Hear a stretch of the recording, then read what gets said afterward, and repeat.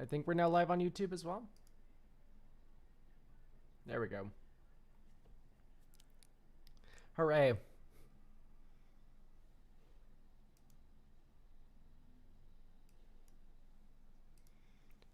Hello, everyone.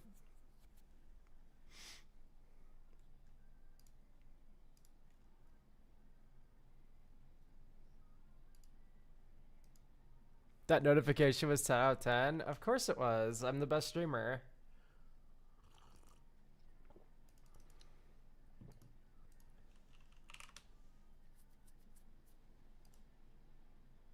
Let me open up my creator dashboard so I can see my stream's performance in real time.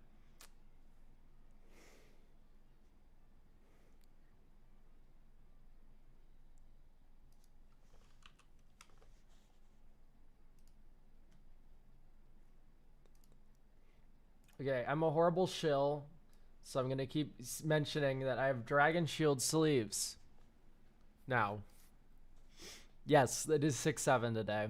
Hello.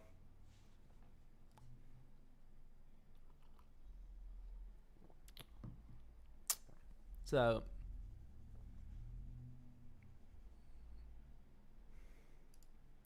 just know that there are Dragon Shield sleeves and such and things. Should I wear my hair up?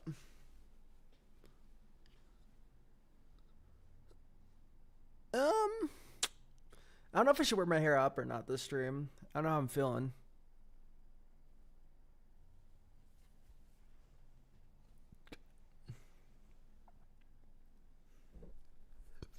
Sorry. I'm sorry, Elk. I can't stay to watch, please. I don't want to be homophobic. I like that one. That one's good. You are homophobic if you leave the stream early, though. Absolutely. You'll also become worse at Magic. Or Commander, I guess, but...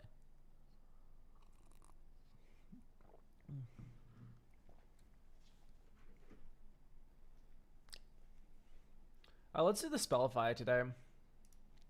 It's been a hot second since we hopped on this. Affinity for artifacts. Flying. Is this Thought Monitor? Okay, great. Let's try hard mode.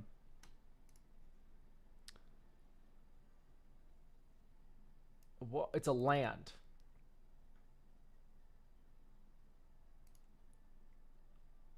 Target CRE player Mills.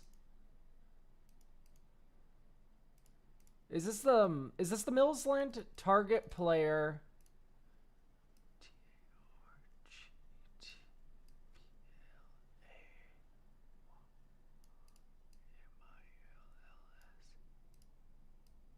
But there's no land that's like Mills 7 cards.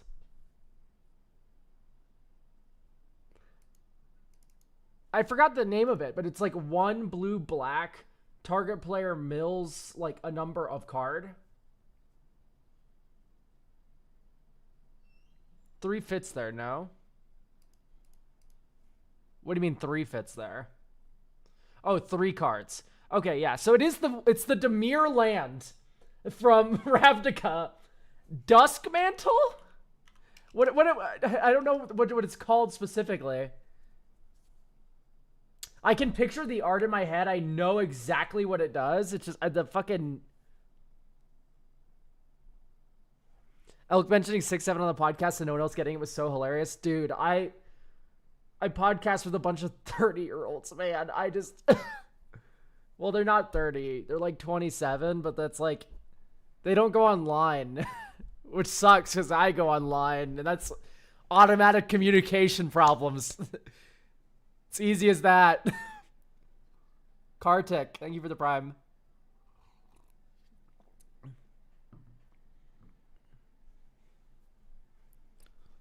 Okay.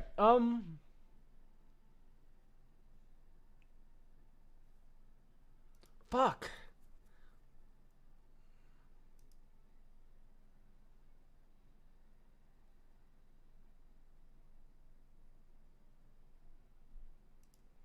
The pip after the... So this is 1 blue-black tap. Target player mills 3 cards. And then you can tap it for a colorless. and it's from Ravnica. It's the Dimir cycle of these lands. Like Skarg the Rage Pits would be the red-green one, right? I just forgot the name of the Dimir one because this one's like kind of mid. um,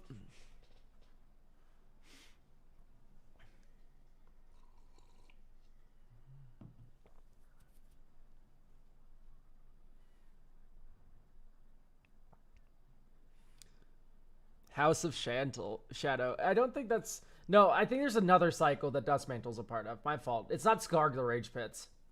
It's not Skarg the Rage Pits. It's I don't think it's the Dimir one. Well, I disagree. I think this is the Dimir one. I don't think it's a Ravli land.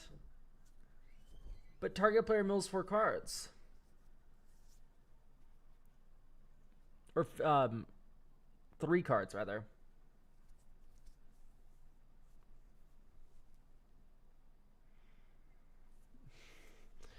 Is it an Innistrad one then instead? Because I think the Innistrad one's mill 1. Unless I'm just getting them mixed up. Dustmantle's blue black, not 1 blue black. Okay, so then this is the Innistrad one, the one that's part of Arcane Lab, Lighthouse, Alchemist, whatever refuge. So it's that one. So it's like Nephalia Drownyard. Oh, I'm so good! I'm awesome. Bow before me! What webcam to use? A dog shit one. Don't ask. It's bad. You don't want this one. Hey, I can turn the light on it though. Whoa. A little clinical, that light. I like a warmer light. Ooh. I'm a lot more visible now when the window isn't in frame. Lighting. I don't like this. I have no headroom. Great.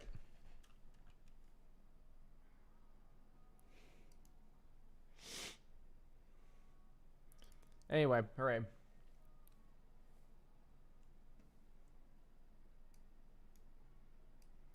So we have deck reviews we should probably get to.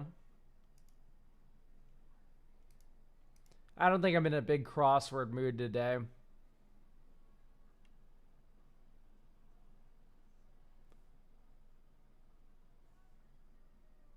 So do we have Zent? We could Scrandle while we wait. Elk, your mic kind of quiety. Oh, I see the issue. I think the music was just too loud because I had it set up wrong. Hopefully it's better now.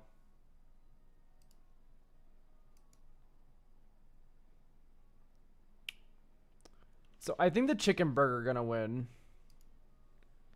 Because I just don't want to pay $11 for pizza. That's just me. Lolly's loaded Budble waffle or chopped fried chicken with rice, $1.70. Because I typically think sweet things lose. Dude, this is just so cheap, though. This is insanely cheap. I'm taking sausage and a beer. The ice cream did look very good. Ugh. This sounds really good. I'm like always up for a fucked up dog. But like the Dirty Mac always gonna win. It's a picky eater classic. And then it's also cheaper.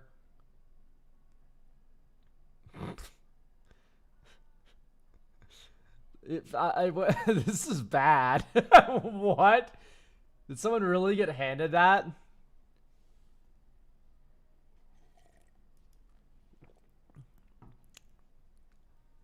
Jesus. Bacon cheddar sausage. Hog roast. With a pint, though. Hold on. The pint changes everything here. Because this looks good as fuck. And it's cheap. But this one comes with a beer. Spicy taco style hot dog. Okay, they put jalapenos on it. That's not taco style. That's a fucking dog with jalapenos on it. Double cheeseburger with burger sauce for half the price. Yeah, I think I'm gonna go with that. Cotton candy fries or pizza with blue mayo and cotton candy.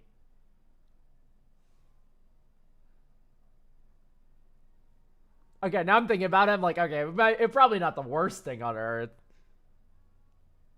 But like, I don't think people are voting for this. I think people legitimately feel ill. They're like, oh, fries should be salty and not sweet. I think this would be like okay. I wouldn't order it, but like if you ordered it and I had one, I'd probably go, that's not the worst thing I've ever eaten. The nachos don't look bad. Like this looks better, but it's also, is it 3 times the price better? Like honestly, that's fine. I can register that as like being real, but like also I think it's a little closer than that.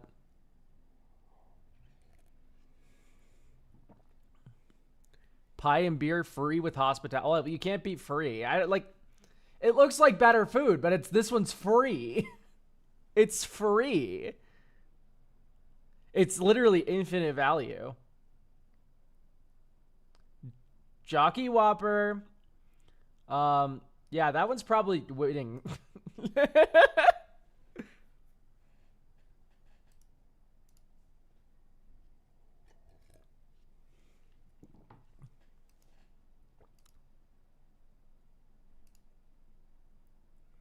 Berries free from a bush, dude. There's one that was like bird free from the sky, and it beat like a fucking Impossible Burger one of the weeks. People just hate vegan burgers so much they'd rather eat a bird.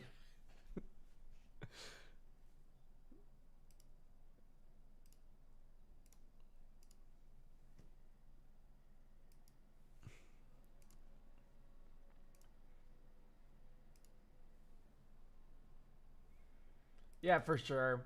Okay, we don't have Zent. Do we have Snyman?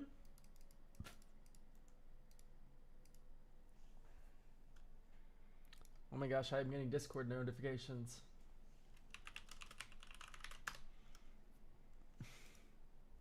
Zent here. Okay, we can do Zents. I'm undone.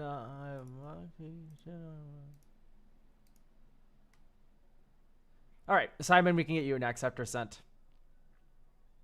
I've been. Oh, we have 2 decks back to back. Sick. All right, Takasia. My deck's game plan is a Desert Surveil land synergy that builds from combos that combos with various lines and uses lands as a toolbox with Desert Warfare as a core piece. Okay, this is my 3rd attempt at doing a deck with Takasia Dig Site Mentor. At the helm, when things finally clicked, I saw Desert Warfare, and I've been tweaking this iteration for over a year now. Okay. Trying to avoid cards like Rhystic Study and Glacial Chasm. Mostly want to add more synergistic interaction. Okay. I gotta be real. Okay, Besaju's already in. Great. You don't have to buy. You don't have to spend $70 on Besaju, because I was gonna be like, I'm sorry, but Besaju is the interactive land.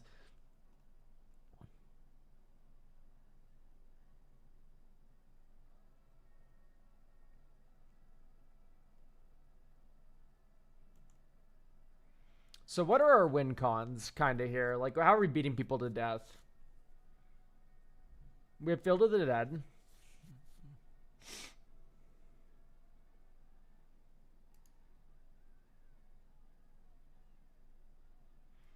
Planetarium 1, because you have all this surveilling. Sure.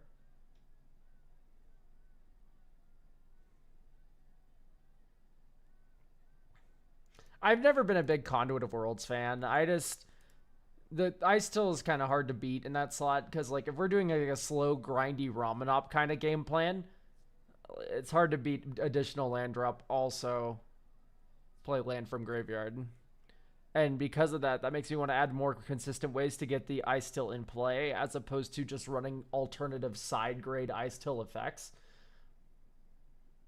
You control planes. How many of each land do we run? We have 3 forests, 3 plains, and 18 deserts. That doesn't count fetch lands. But it doesn't look like you have many. So I don't think Valor is necessarily going to be online that frequently. You greedy pig. Fucking Mystic Sanctuary. Are you shitting me? So you need Dryad out for these to work. Ugh. Yuck. Yuck. No way. I'm sorry. I just can't do it. I can't believe in that.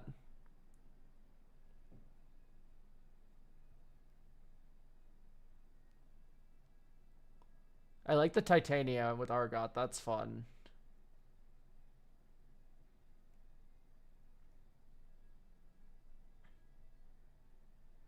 Okay, I believe in Genesis and Glory. These two are fine. Do we have enough plains for Amerium? No, we don't have enough of any basic land for anything. I love how you're like, avoid cards like Glacial Chasm. They're too mean. And then you have Constant Mist muddle the mixture to find Constant Mist, you fucking worm. That's cool. I don't know if I really like Savines here.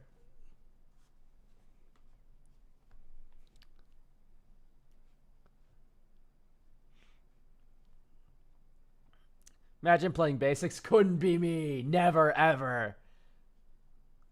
I'm an enemy of basics. Whenever you surveil. Oh, that's fun. That's a cool one. I forgot about this card. Yeah, so you tap all your creatures, they surveil 3. I'm a fan of that.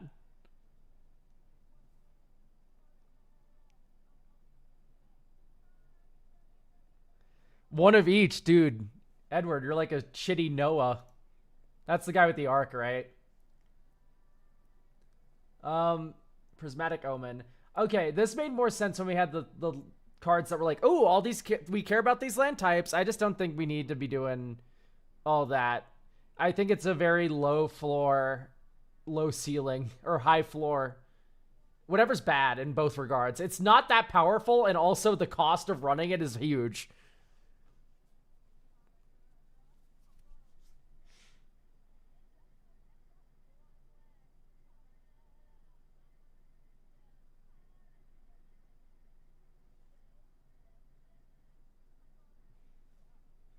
That's fun.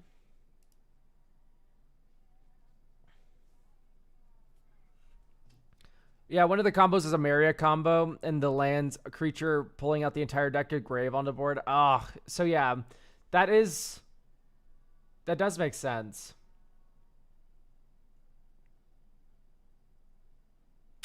Okay, I can be convinced to put it back in, but I don't like the other lands. I don't like the other lands, but for this combo, I think I'm fine with it.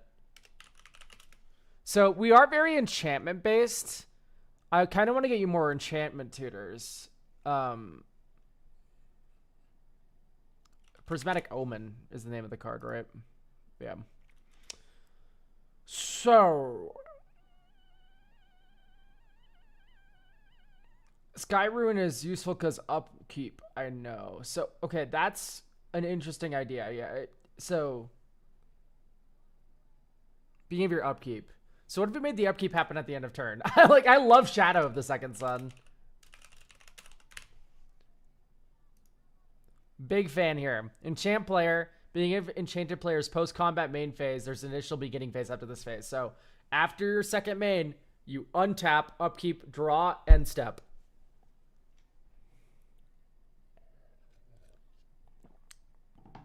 And I think that's really funny.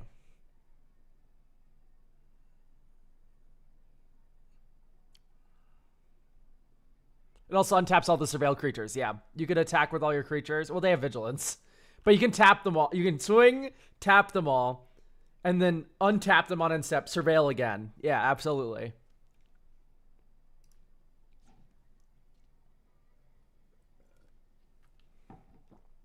So now we do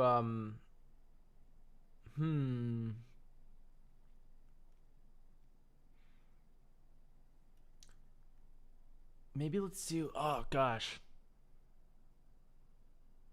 because I'm trying to think about what kind of flicker tutor package I want going on here.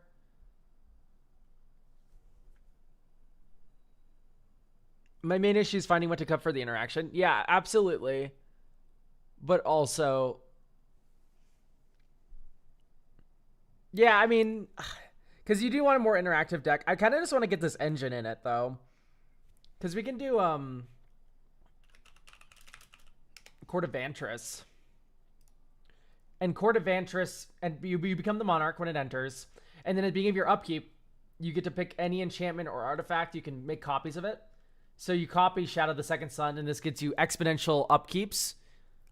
Because you get 2, and then you get 4, and then you get 8, and then you get whatever. You probably don't want 16 or more, because then you're going to probably deck yourself. But I like that Court of Vantress can like copy Desert Warfare. That's kind of fun.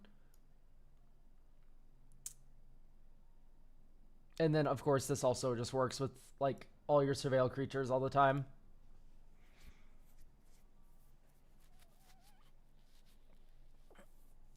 And then I'd probably go an aura-based removal spell. Something like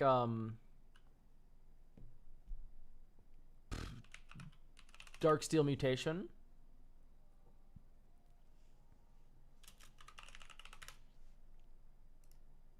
So now we have Darksteel Mutation, Shadow of the Second Sun, that are auras.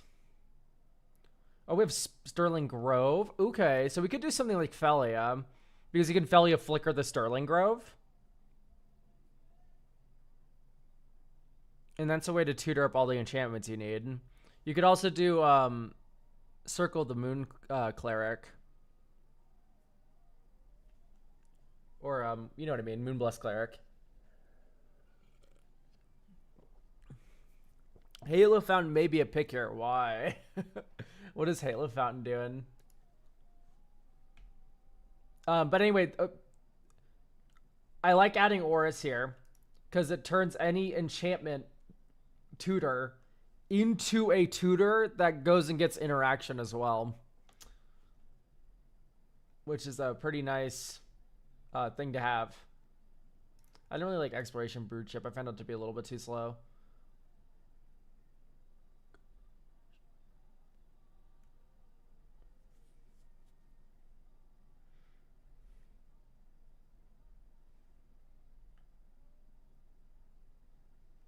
Honestly, your deck's pretty good. There's a lot of just decent cards already in here.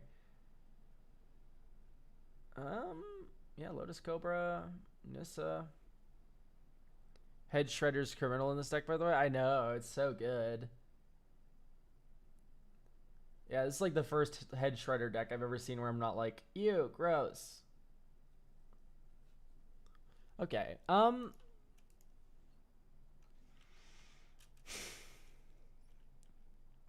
we have 3 more slots to play with. We could do something like Moonblessed Cleric.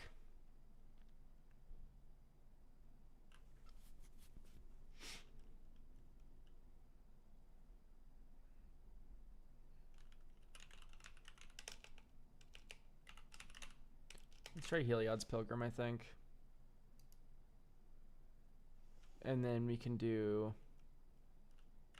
just something boring like Idyllic Tutor. I just kind of want to see what it feels like in this deck. Because I think Moonblessed Cleric is slightly too slow. Where like it enters and then puts the enchantment on top, and then I don't know. We can try it out, but I just don't think we want to be flickering it a ton in this kind of list. Because it's also like fucking with the surveil a little bit too. Where it's like, why would I ever on Earth want to activate any of my surveil creatures if I already know what I want on top, unless it's Enchant Surveillance or Planetarium. Those are like the only 2 exceptions to that. Okay, this hand's unkeepable. This one is, though. Okay. Oh. Meticulous Archive, Surveil 1. Top. Graveyard. We have Head Shredder. We don't need that. Okay, Vesuva, someone's green source.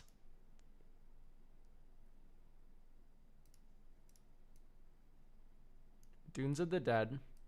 1, 2, 3. Spelunking. Draw. Urza Saga into play.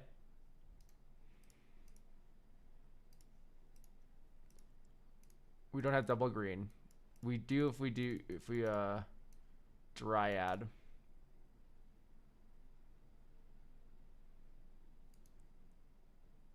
And then we miss our land drop, which is fine because we accelerated by 1, so it's not like the end of the world. It just sucks. And then here you go, 1, 2, 3, 4, Head Shredder. Next turn. And then this turn you go dink, dink, dink. Onto the battlefield tapped, but with Takasia, they enter normal style. And this one also puts, yep, in your graveyard and rest your hand. So all these go into the battlefield. Except for the ones that go to hand. So,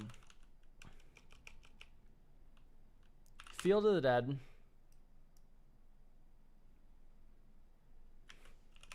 We don't have Thespian Stage or anything. Otawara. Boseiju. Bounce Land. So Arid Archway. Okay, which ones are going to my hand and which ones are going into play, chat?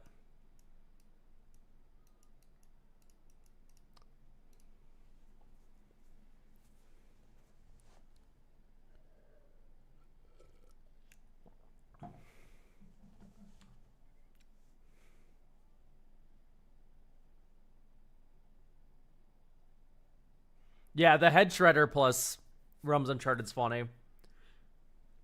Petrified Field lets you get the channels back when you sack them. Yeah. I know. Right now I'm asking what you're putting in my hand and what you're putting onto the battlefield for me. Though, that's what we're focusing on.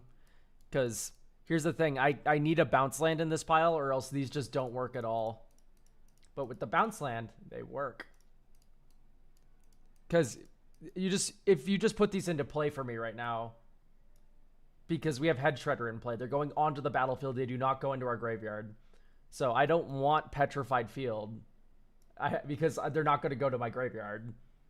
I want a bounce land because they're going into play, so I can bounce them back to my hand and use them.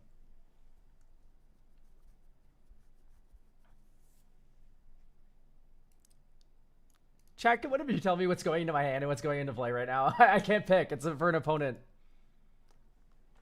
Rah!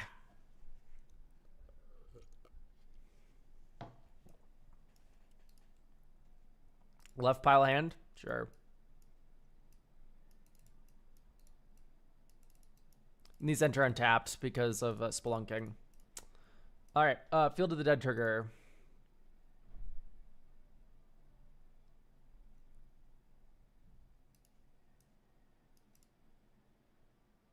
I think our Urza Saga's dead. You only have Amulet of Vigor? I know that's the thing. Oh, and Haywire Might. You only have 2 things. Okay. We could probably add like a couple things to the Urza Saga idea. Oh, we have Zuran Orb too. Okay. We have 3 things then. 2 because they entered at the same time. Nice. All right. Let's run this back. Toggle Rog. Thank you for the Prime sub. This is a decent hand. Misty Rainforest, get Surveil Land. Probably a green one. What the fuck? Where'd all the lands go? A Hedge Maze. Lumber to Graveyard. Yeah. I'm very not happy with how this is feeling right now. In terms of, you are running so many colorless sources, dude. It's making me nauseous. Good job, sweetheart. You're great. Ugh, we can't cut any desert, can we? We can cut Academy Ruins, though. Fuck that. Hall of Heliod Generosity. That one makes more sense, but I don't know. I just don't like these like random ass colorless lands that aren't deserts. Just add Chromatic Lantern. Like, honestly, not like the worst thing you could possibly do. OG Desert can feel pretty bad too. I know. It's just like, I think it's right now. Part of the reason I have it and Dryad. Yeah.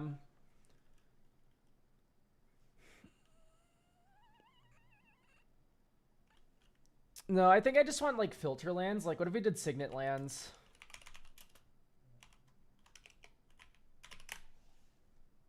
These fuckers. What are they called? Is filter land. It's the colorless filter lands that kind of suck in most regards, but here they're pretty cool. I think just we don't need the white blue one. Just both the green ones. So now you can filter this colorless desert mana into green mana. Great Divide Guide already in. I don't think so, but also I'm just like, I don't know. I think we already have enough Prismatic Omens. Keep in mind we have Muddle the Mixture and like other enchantment tutors to get Prismatic Omen or Dryad if we need it. I still wouldn't put back in the Mystic Sanctuary and stuff though. Unkeepable hand. Unkeepable hand. Unkeepable hand. Like, this is just awful. Unkeepable hand.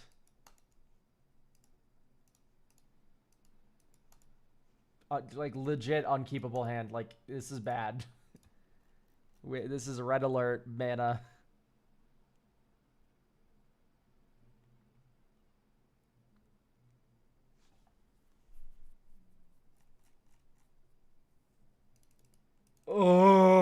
Oh, wow. We could get more instants and sorceries, but like also it's just there's already so little. Life from the Limb's broken though. You can't just get rid of it. Do we want World Tree for colored fixing? That could help. That could help for sure. We are seeing Weather Day in October. I am seeing Weather Day in October.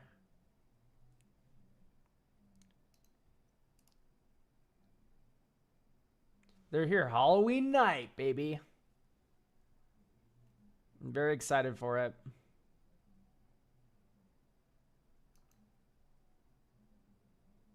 I get it's for like Field of the Dead and shit. Or I guess you tap all your... it's kind of cute. That is kind of cute. Let's get real Crucible Worlds. And then, yeah, I want to add the World Tree. And then maybe something like a... Malevolent Rumble is fixing. It lets you look at more land. Discard. Draw. Okay, this is pretty decent. This is really decent now. Lotus Cobra. Next turn. Okay, this turn goes nuts because you go 1-2. We're down a land. It's turn 3. Sand Scout. Get Arid Archway. Arid Archway enters. Bounces Forest. Makes a green mana. Use green mana for exploration. Plains. Make a green mana for Lotus Cobra. Dink. Malevolent Rumble. 1, 2, 3, 4. Windswept Teeth. Goes to hand. Rest at graveyard. Play Windswept Teeth as our second land drop for turn. Make a green. We'll have 3 mana after all this. Yeah, maybe not then. Maybe we just play Cruciate Heath and pass here. Or Argoth. We can do Argoth too. Okay, next turn. This turn is when we go Windswept Teeth. Make a blue. Crack Windswept Teeth.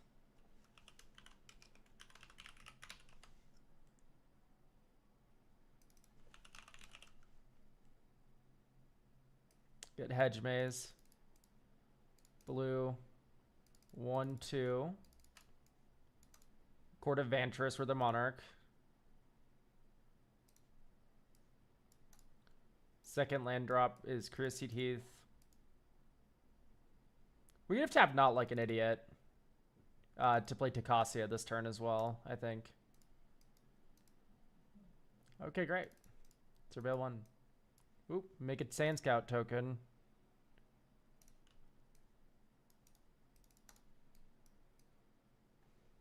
I think it's a little slow.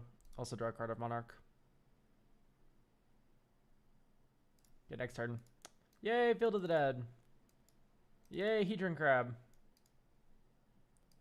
So we go Hedron Crab, Field of the Dead, mill ourselves for 3. 1, 2, 3. Ipnu Riverlet makes a Sand Warrior token. And we also get a Field of the Dead zombie.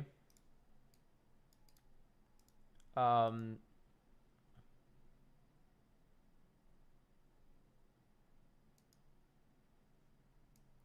of Vantress makes a token copy of Exploration. Like, this feels pretty cute.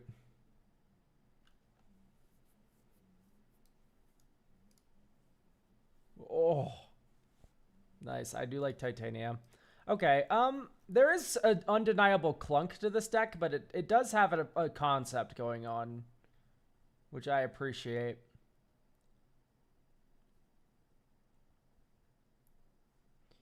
Okay, maybe Tameshi goes. Tameshi's a very strong piece for lands, being able to bounce lands back to your hand to make landfall, and also bouncing channel lands back to your hand and stuff, but there's less Starfield Vocalist in the list as well. Is that good enough? It's fine because it doubles landfall triggers, which is not nothing in this deck.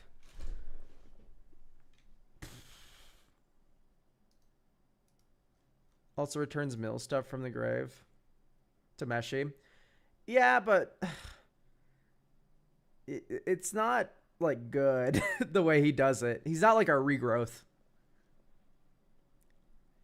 Yeah, if you mill over on Wings of Gold, you can... It's like... Fine.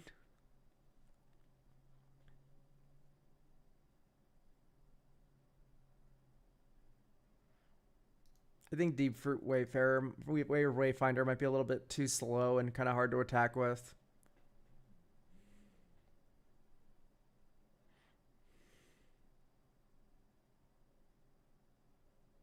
There's no way that's a playable card, right?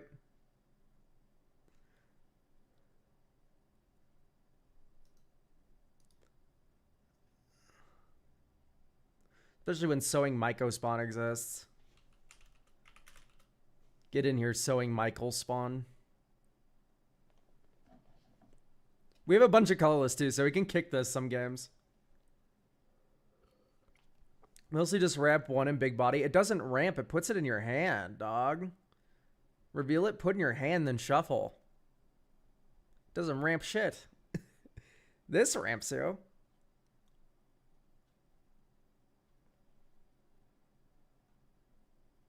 Yeah, Tameshi needs to be doing Belcher stuff before I'm, like, interested.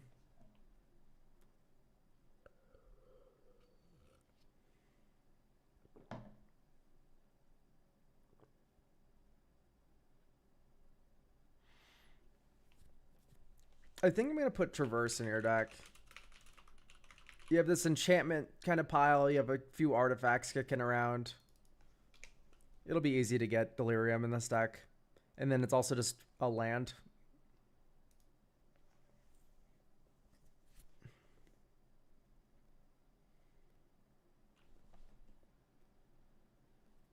Yeah, I love Traverse a lot.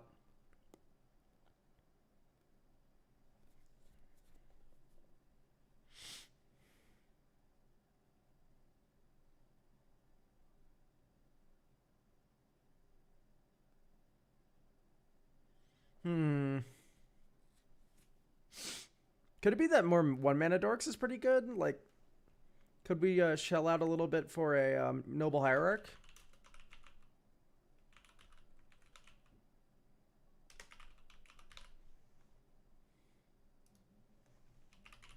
Wild Growth? Because, hang on, maybe not Wild Growth. Maybe we do Birds, yeah. Because I could see a world where this gives you a little harumph in the early game and then also color fixes you with your horrifically greedy desert mana base. Like, this hand is entirely colorless mana.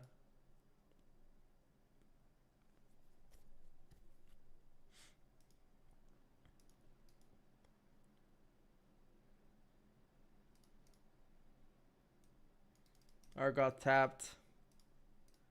Yavimaya.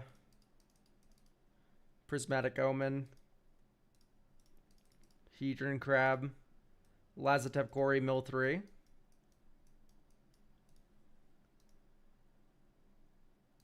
Green, white, Sterling Grove. Can get any enchantment we want.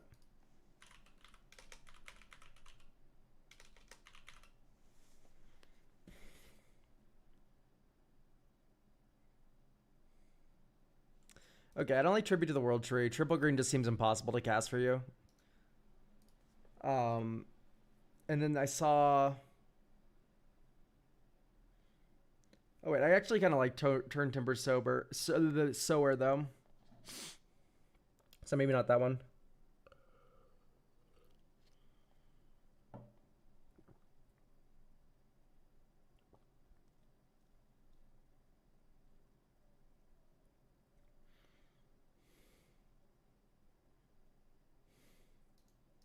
I think this one might be a little dangerous. Let's just with the creature tutor, we have a new access to sack lands because you can just tutor for Sylvan Safekeeper.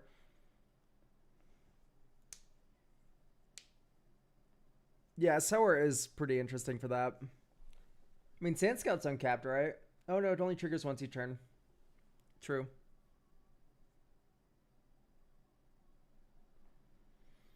I also think Colossal Rattleworm is just not that good either. It's kind of hard to get it in the graveyard. So we have 3 slots we get to play around with, and we can kind of focus these towards interaction.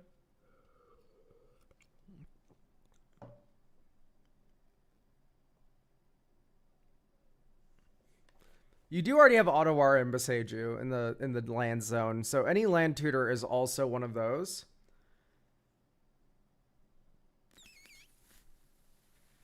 I'm just trying to think about like what interaction a lands deck would even kind of want and what it would like look like.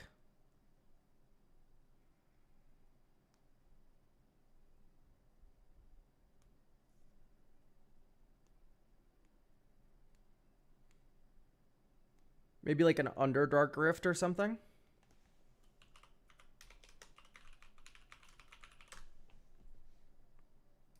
Put target artifact, creature, or planeswalker.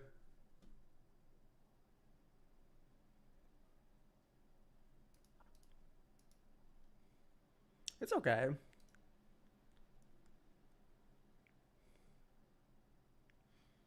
And then maybe just like an instant and a sorcery. Thraben Charm. We're kind of going wide. Kabira Takedown. It's a land or it's a like a Thraben Charm light. Duskers, thank you for either getting it for Tuesday or Sunday. There's slots for both. I think there's only, if you got it for Tuesday though, there's 2 slots left for Tuesday this week. Maze of Ith, it's decent. What's the keepable? So we have one graveyard next turn. Oh, wait, this isn't 2 mana. Tiller Engine.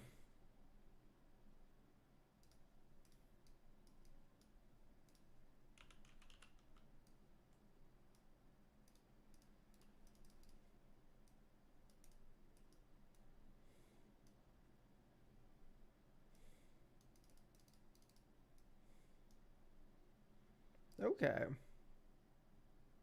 I hope you don't hate my deck too much. What bracket are we building for? I'm gonna say 3. It's probably just a 3, right?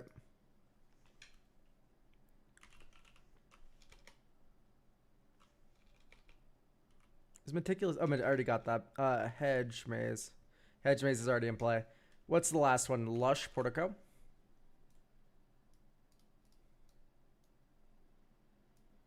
I'd keep that up there. 1, 2, 3, 4. We probably just want to cast Acacia now.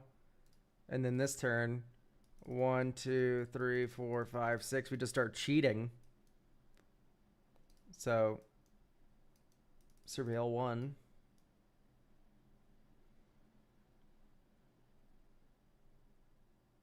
Graveyard. All right, look at the top card of our library. It's Otawara. Pass. Okay, dink. Surveil, does this break timing restrictions? Are we able to like do this on each opponent's turn?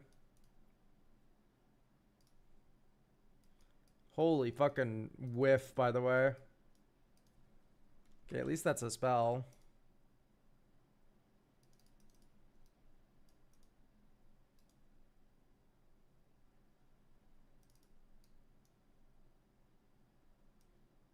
Okay.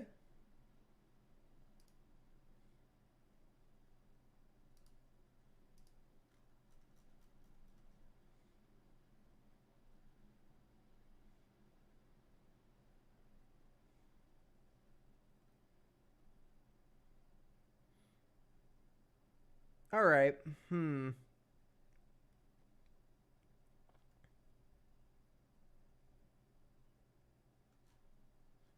I mean, honestly, the deck feels pretty nice right now.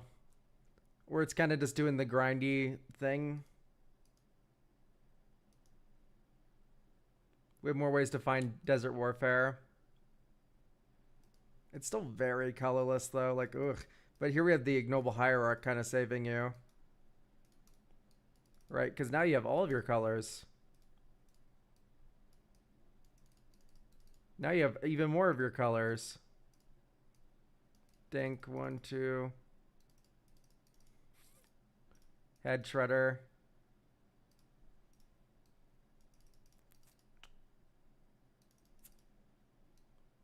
Commander.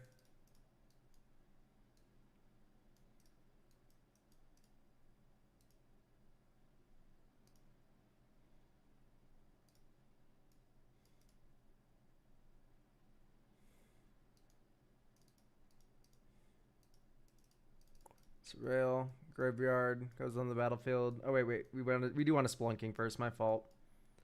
So that way they enter untapped. Do want that on top, I think. Okay. I do kind of hate that Glory kind of gets stranded in hand here. We probably want like a Gaia Reach. Oh, but that's another colorless land. Which is a tough sell.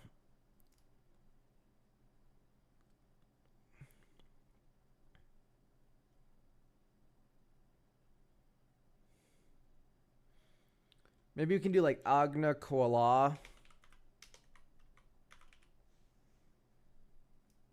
Just like as a way to like unstrand these, like, it needs to be in your graveyard elementals or incarnations rather.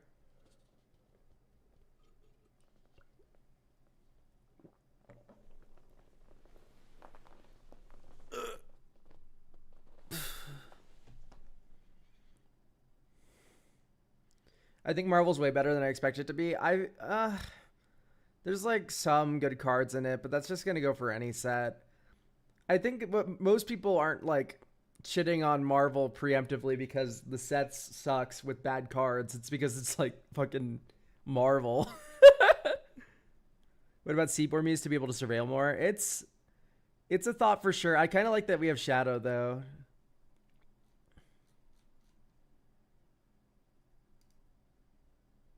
I think I'm good to kick this back to you. All right. Get Hedge Maze here. Top. Christy Heath. Ameria. Enhanced Surveillance. Cactus Preserve. Knight of the White Orchid.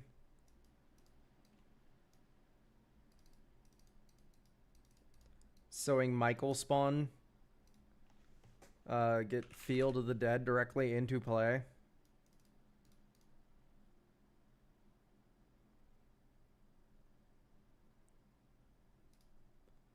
And then here you go. 1 mana Malevolent Rumble. Misty Rainforest. Misty Rainforest. Hey, look, 7 different land names. Get Zombie. Crack Misty Rainforest. Island. Get another zombie. 1, 2, 3, 4. Ticacia.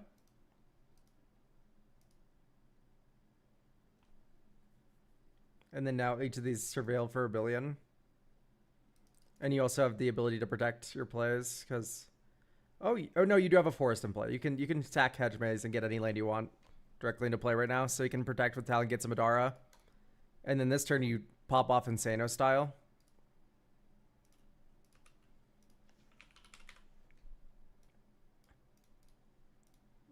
One, two, three, four. Head Shredder.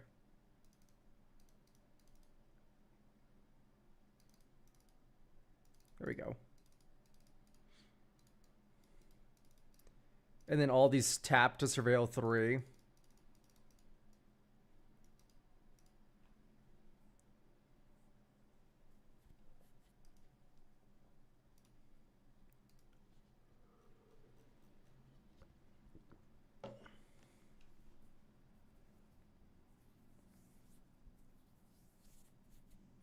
Yeah, you have a Maya fetching to get, more forests. I see. I think this one's set to, like, though.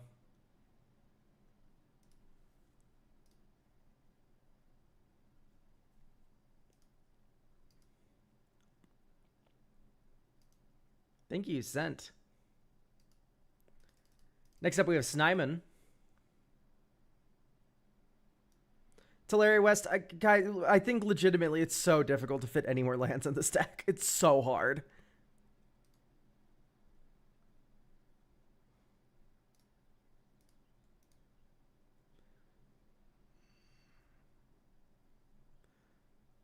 Kartik, are you Snyman or...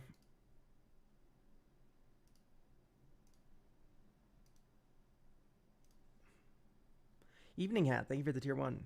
Yeah, I'm Simon. Okay, great. We will duplicate your list. Flip into clones, double ETB triggers, and mass reanimate my way to victory while being the villain of the table and monologuing before blowing up. No game changers. The viability of the deck in bracket 2 pods and the bunny side of the deck. Oh, the bunny side of the deck. The what? Oh, there's 7 heir apparents.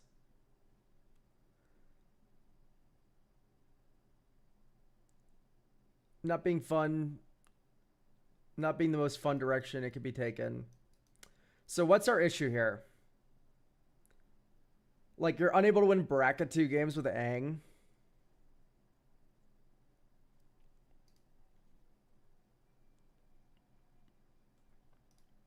Is that what we're saying here? I put more in the primer.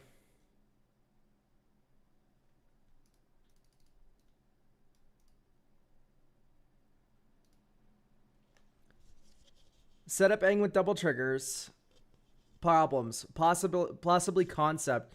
I don't know enough about Commander with randoms to judge how fine this is to bring to an average bracket 2 pod in its current state. The heir apparent plan, while funny, doesn't feel like the most fun thing I can do with the deck and clones. Yeah, that's true. This deck doesn't feel like it needs draw. Okay. I mean, I kind of just want to play test it first.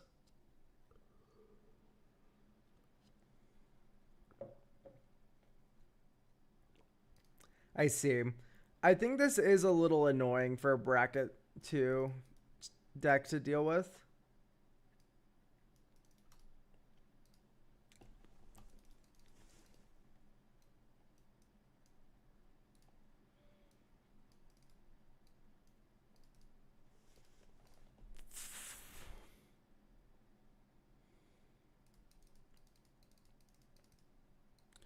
Like, it's not strong or it's too strong. Like, it's too strong. It's, or not too strong. Strong isn't the right word. It's really annoying, though.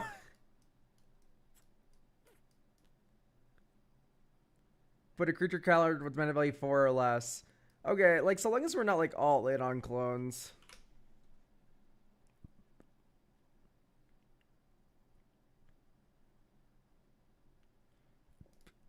And that's it, we're done forever? I guess you just cast a clone, right?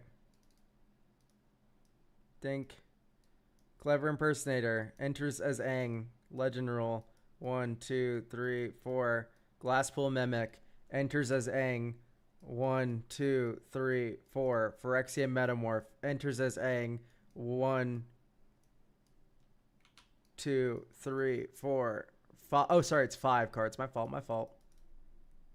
Heir Apparent. Yeah, this is where, like, Heir Apparent, like, kind of really sucks, doesn't it? Anyway, we had a billion creatures enter. Here they come. What are we doing with these clone effects? Look at your screen. 1, 2, 3, 4. Stunt double on Aang. That's our first creature entering. 1, 2, 3, 4, 5. Okay, here we go. Spark double. 1, 2, 3, 4, 5. Here we go. Chameleon. 1, 2, 3, 4, 5. Preston the Vanisher. Okay, combat. We had 4 creatures enter this turn. Swing. Oh, Aang would have flipped. You're right. You're right. You can keep it. Yeah. You can just keep it clone though.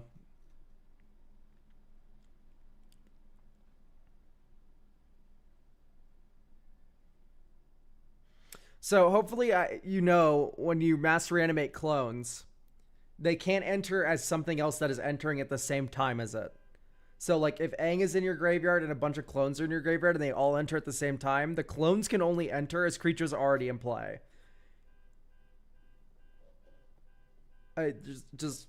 We know this to be true, yes? That's something we understand?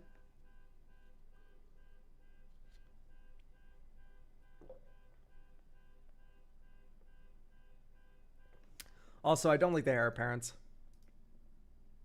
Not a fan. I didn't, but it still works with me cloning anything at the table. Yes, you can still mass return all your clones and then like copy their like stupid idiot creature that kills them. Yeah, that works.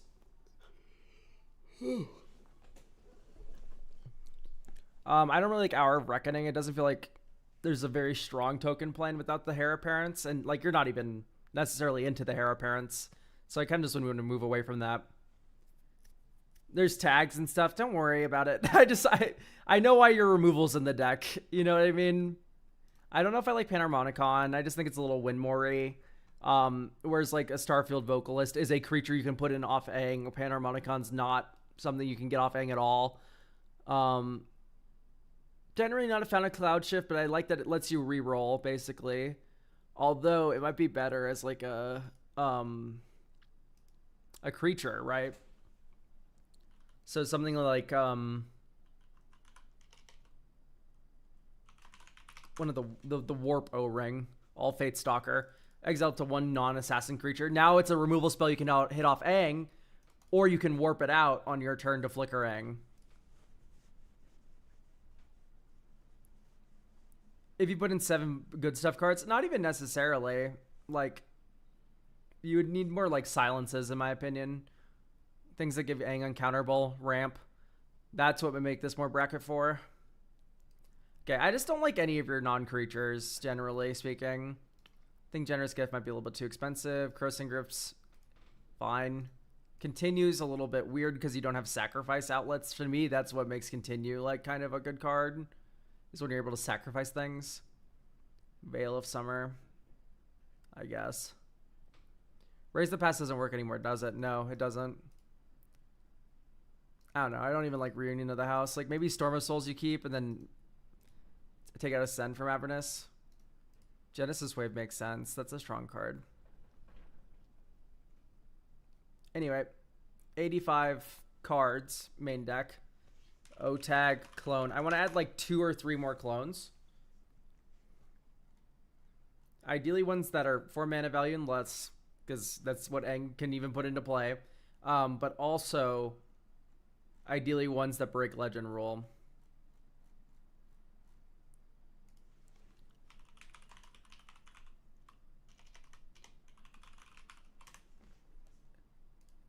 What is the tag?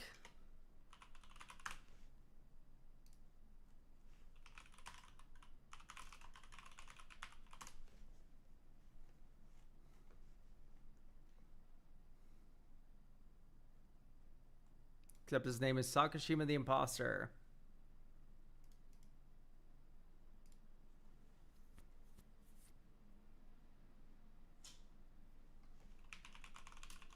I'll also put an Altered Ego. It's just a fine card. Okay, great. So we have a couple more clones now. I'm going to hit you with this one. Beginning of your end step, if you control 4 more creatures named Biovisionary, you win. O-Tag copy legendary.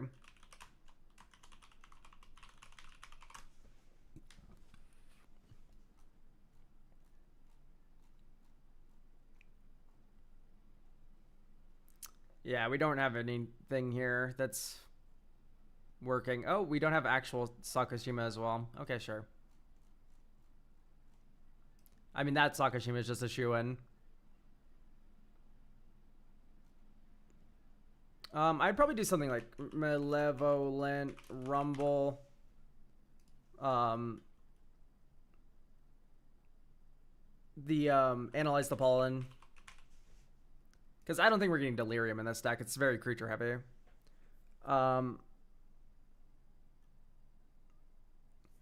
Guardian Augmenter. This comes down before Aang and protects him in the future, right? So you can't kill spell him in response to his ETB. You could do some Mother of Ruin Starfield Shepherd stuff too.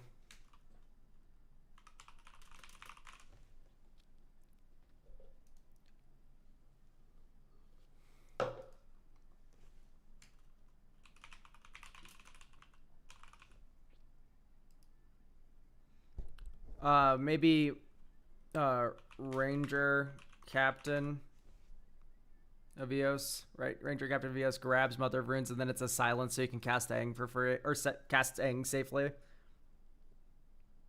Restorations or Angels? Yeah, Resto. The ones that like flicker Aang to go again.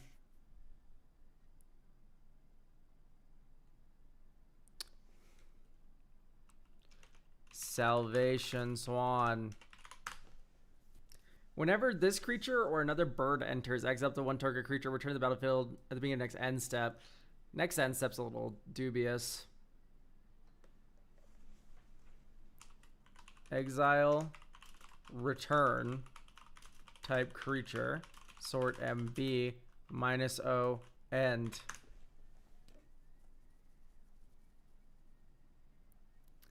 Mockingbird's also kind of nice with Ranger Captain. Ooh, you're spitting. You are spitting.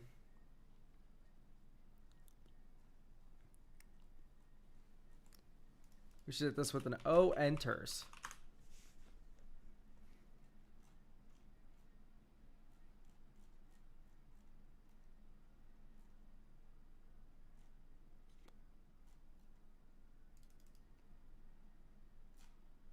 Attacks.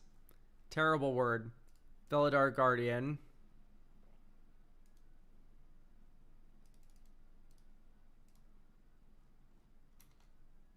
This Felliardian. Felly doesn't really work the way we want it to. Yeah, Mockingbird. It's a very good one to include because this is a 1-mana creature you can tutor for off Starfield Shepherd and Ranger Captain of Eos. And then maybe just like a utility 1-drop, something like a Insidious Fungus. It's ramp when you need to be ramp. It's removal when you need to be removable. Sounds good to me. Unkeepable. Okay, this is fine.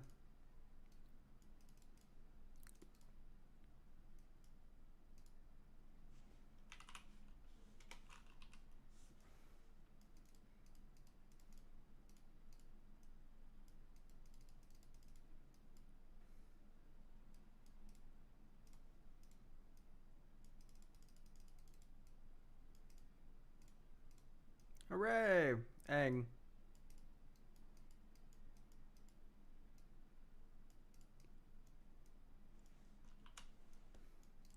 Aang again.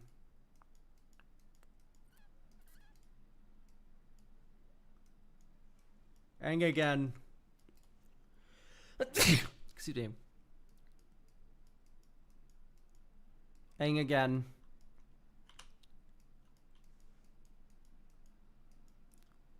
Aang again.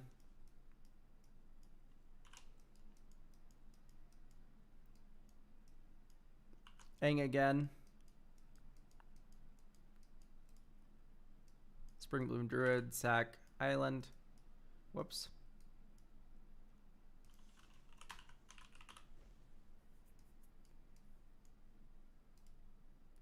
Swing with your billion of billions here.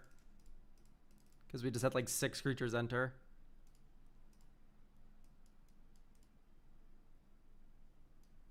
Okay. 1, 2, 3, 4, 5, 6, 7. Aang.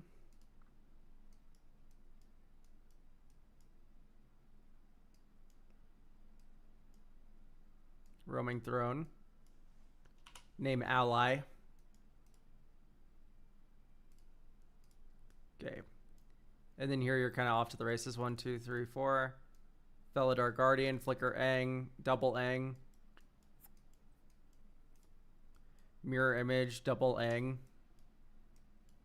Or actually, I'm going to keep real Aang. Beginning of next upkeep, so we're fine. Spark double.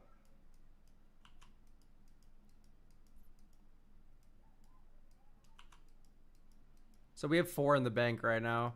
Hello, Preston the Vanisher. Okay, another 2 Aang triggers. Another 2 Aang triggers. Another 2 Aang triggers. Another 2 Aang triggers. Another 2 Aang triggers.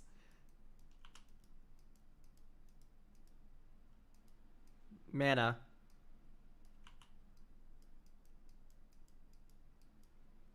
Removal.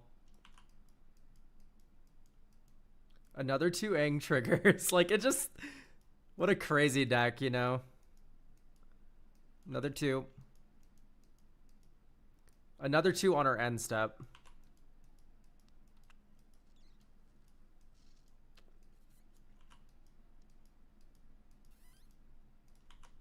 Eternal Witness. Can pick up a clone so we can get more Aang triggers. I think this might be like our last one. I actually don't believe that's true at all, but there we go.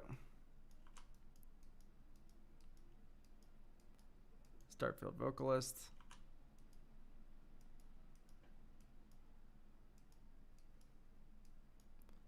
Ally entering does things again.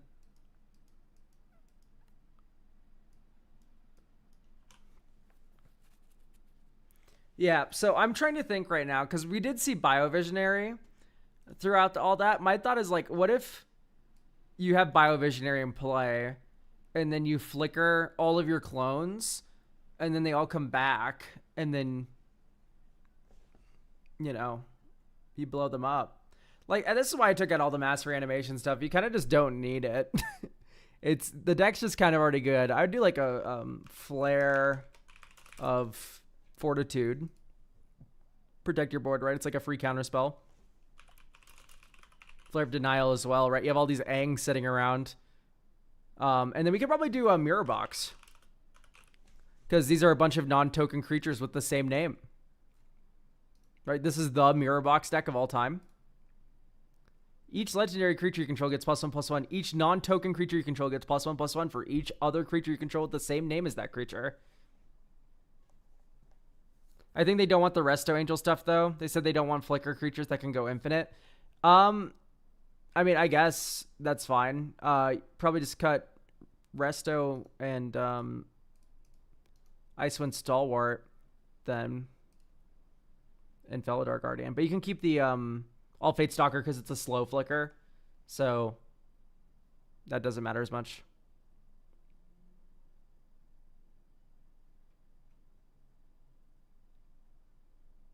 Yeah, okay.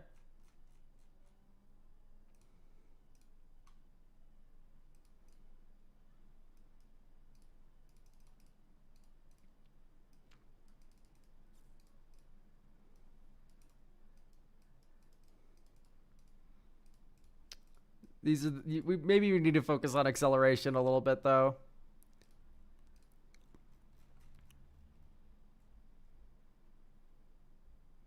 Ideally 3 into 5.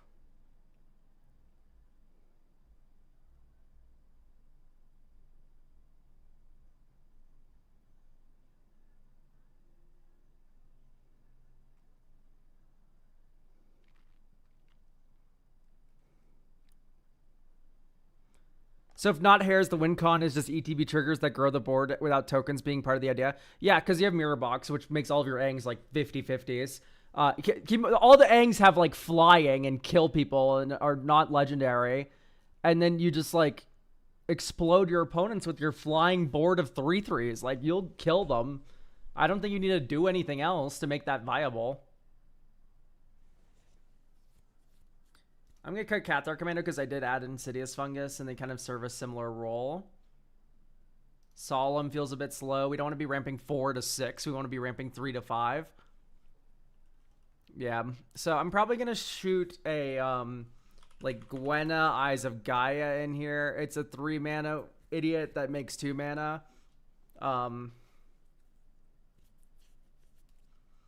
You can also do like Faber Elder's already in, right? Yes. Bloom Tender's already in.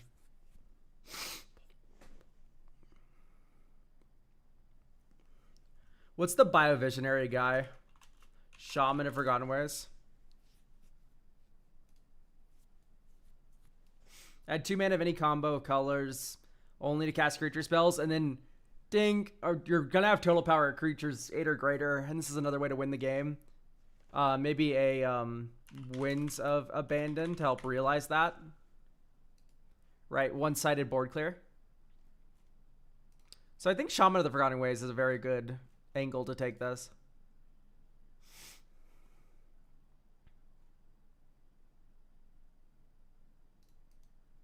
I like the idea of Veil of Summer. I just think the silence creatures do it better.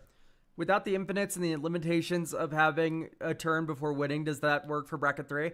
Yeah, I think this would be a bracket 3 way of building the deck. One that doesn't instantly win unless extraneous circumstances happen. Because like once you're hanging on turn 7, you're allowed to do whatever you want. Turn 7 is kind of the no holds barred turn.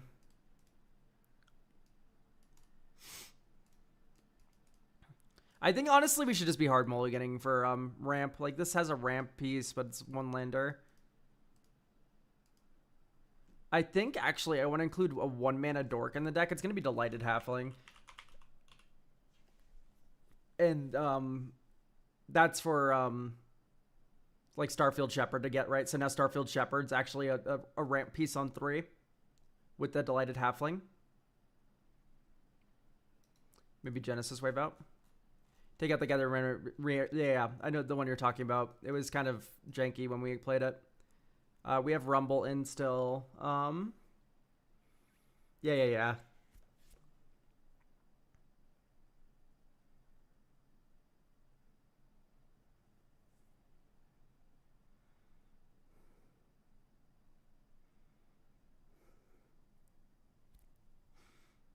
Maybe we just do Noble Hierarch, right?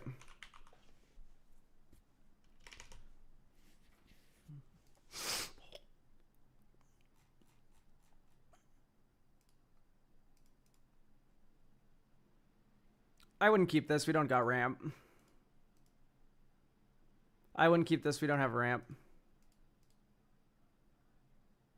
Okay, one more. Okay, this is keepable.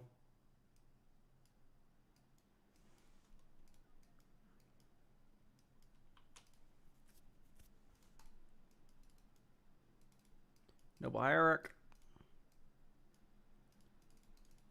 Phantasmal Image. I do control 2 or more basic lands. 1, 2, 3, 4, 5. Here's Aang. 1, 2, 3, 4, 5. Shaman of the Forgotten Ways or Roaming Throne. Let's do Roaming Throne. Name ally. And then here you go. 1, 2, 3, 4. Spark double. Double Aang trigger. And if they ever want to respond to your Spark double, you can just Essence Flux the Aang here. Anyway, Spark double. 1, 2, 3, 4, 5. Starfield Vocalist. 1, 2, 3, 4, 5. Faber Elder.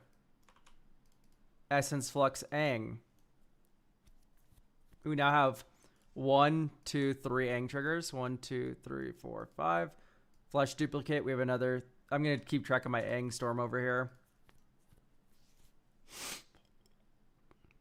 Because each one's 3 triggers. We just did 1. So this is another 3 triggers. I think Preston gives us more triggers than getting another clone here would. Yep, there's Chameleon. That's another 4 triggers. Or 6 triggers, rather. 1, 2, 3. 1, 2, 3. So 8 more triggers. 1, 2, 3, 4, 5. Clever Impersonator. That's another 6. 1, 2, 3, 4, 5, 6. Is Aang's flipped a May? It's not a May, but it happens on the next upkeep.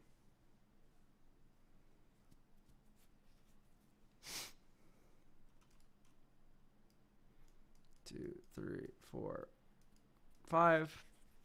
Sakashima, that's another 6. Like, we just win the game here, right? 1, 2, 3, 4, 5, 6.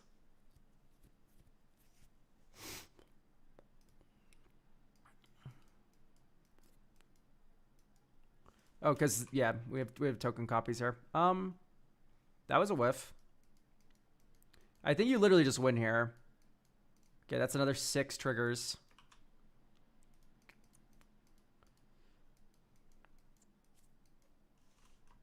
Okay, there's our buyer visionary. And we get a token copy of it. 1, 2, 3, 4, 5, 6. Undercover operative enters as a copy of Biovisionary. Makes a token copy of it. Okay, great. End step. We have 4 creatures named Biovisionary. We win, right? And we have 23 more triggers to fill the board even more with Biovisionaries. So that was turn 4, so I don't know if that's necessarily bracket 2.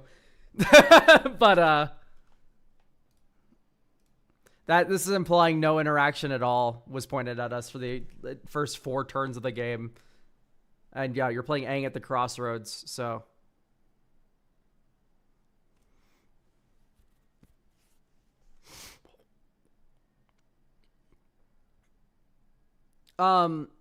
getting dragged to a Femtol concert soon, never heard them live, but down to experience something new. Any recommendations for songs to prepare?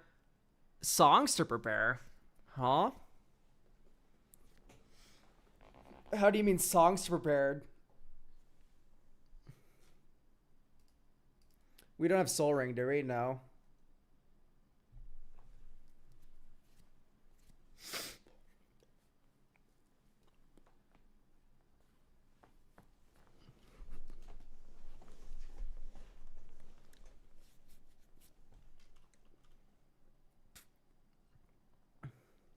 Anyway, I think this deck is bracket 3 because if you interact with it, it does get exploded.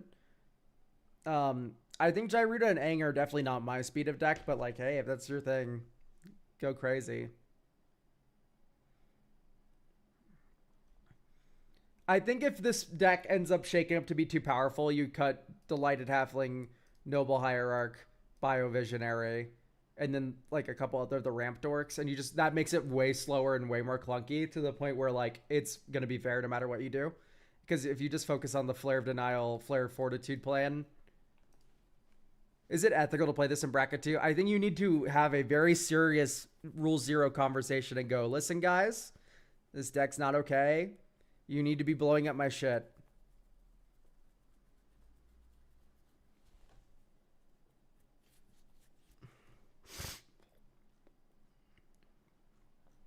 Yeah, anyway, I'm gonna drop this on your head. It's gonna win games and do things.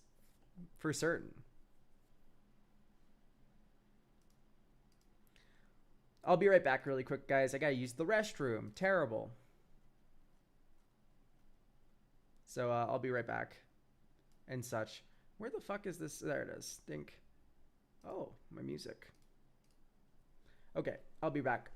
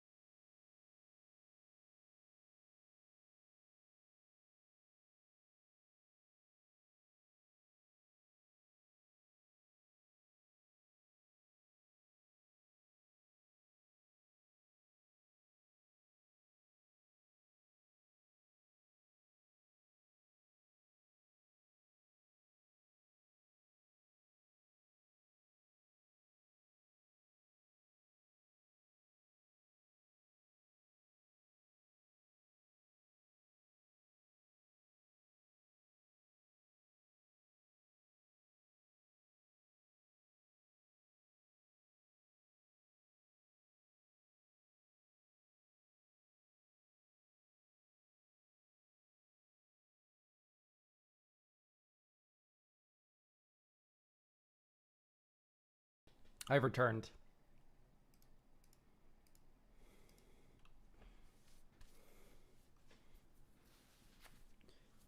Okay.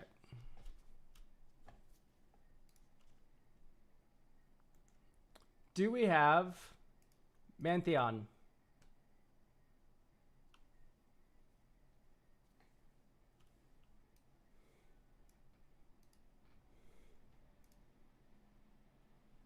You do have me. Great. We have Doran, besieged by time. We can read your blurb. Honey, it's time for your weekly donation to Elk for another Green Deck review. You basically do pay my rent. Back with my attempt at the Doran deck that I was going to submit a few weeks ago. I want to make this a battle cruiser, my battle cruiseriest deck I can make it. No combos, nothing for opponents to cry about it, just smacking them in the face with big creatures. In playtesting, I feel like it does not have enough ramp or not enough card draw, so I need help figuring out a way to split the difference. So we can certainly help with that.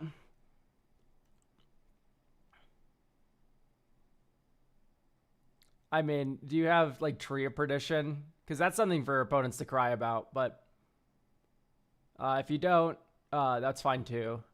God, it makes me so mad because I love these toughness decks and I love running Marvin Tree of Perdition combo. That one's so funny. Marvin inherits all activated abilities of all creatures in play that don't have the same name. And then he has 2 toughness. And you can also copy all your Mana Dorks abilities. And then Tree of Perdition is fucking disgusting, where it exchanges target opponent's life total with this one's toughness. So, yeah. Yeah, no, I'm not going to be putting this in. This is just something to have on the radar. Where you basically set an opponent's life total to 2 off of your 2-drop. Just something to have on the radar.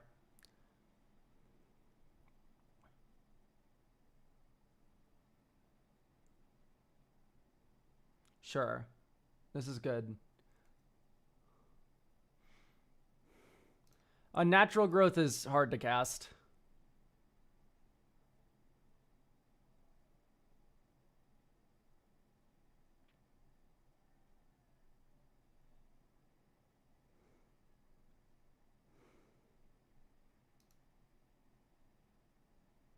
I'm going to take Assault Formation out, and this will make sense in a moment. You are running actual Doran, right? Yes.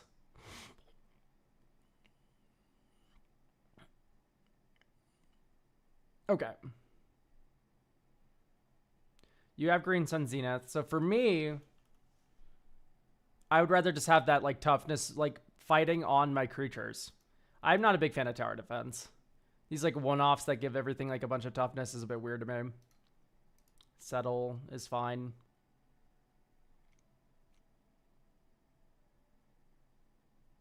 Formidable Speaker, Wirewood Symbiote to make... that sounds good. Yeah, I don't think we need like actual DT. I think the... Maybe Green Sun Zenith is wrong too, but I don't know. It feels like there's a lot of like generic staples going on here when this is a very synergy-focused deck that we can just kind of lean into. I'm not a big fan of Brave the Sands, if I'm going to be honest. Obscuring Haze, I think, is a little bit much. I like Moment's Peace is fine. And then you also already have Flare too. Although you don't have that many white creatures, do you? Yeah. Okay, 3 visits feels a touch weird. Cooling Ritual. Your deck is pretty large. I'll give you that. A little bit of a double entendre there. I don't think we need Triumph to win. I like this one because it counts toughness. Okay. We don't need Crater Hoof either.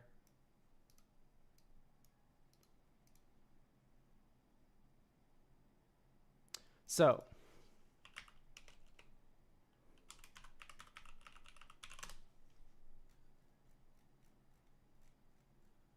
Rasad Yin Bashir.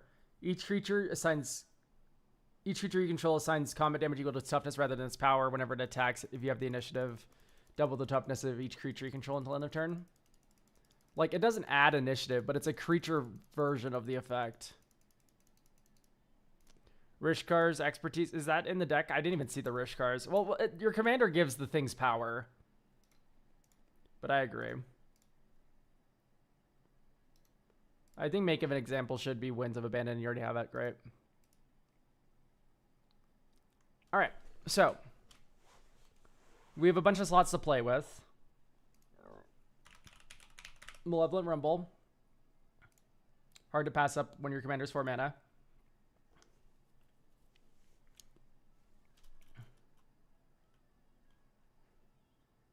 Cards with just huge toughness.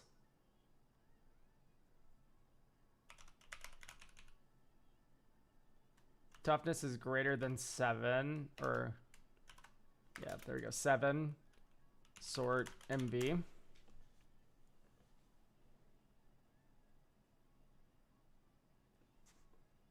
How many creatures over 3 power? Not many, I imagine.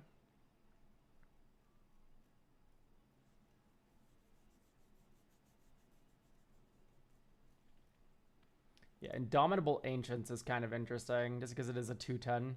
Fanatic of Ronus. Fanatic of Ronus is on the mind, yeah.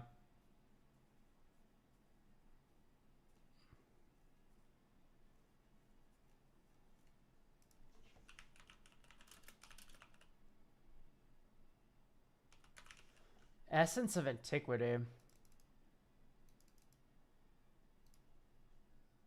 We can try it out. Fanatic.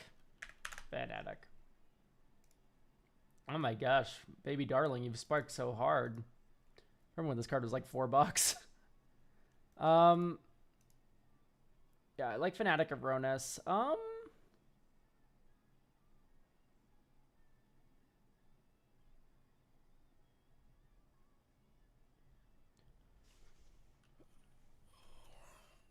So he said he had a problem with acceleration. We could do Shaman of Forgotten Ways. Overgrowth is busted. Although creatures are just better for you in general, aren't they?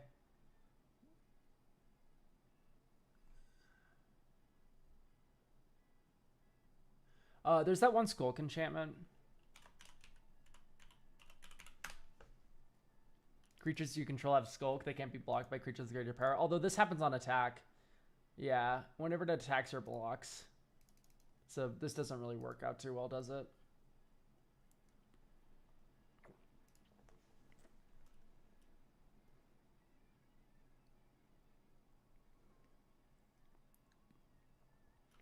Say Bird's Delighted Halfling. Maybe we need more 1-drop dorks. Elves of Deep Shadow. Abyssin's Pilgrim.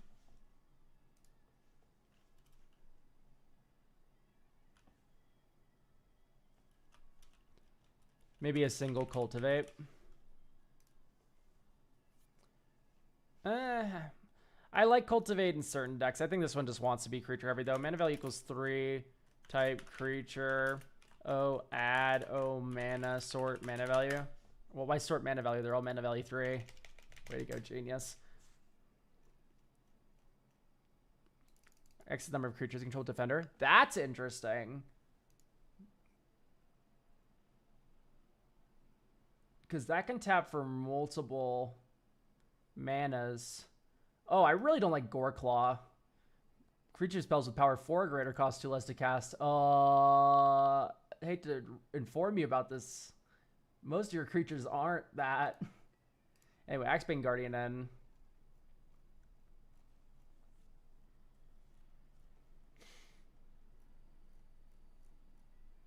Gwenna. We could Gwenna it up.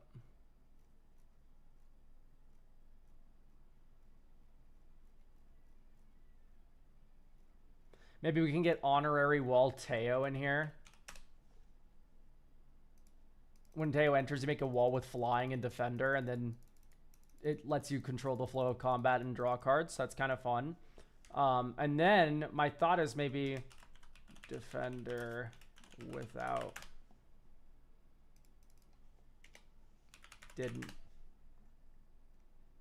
So yeah, maybe assault formation is correct.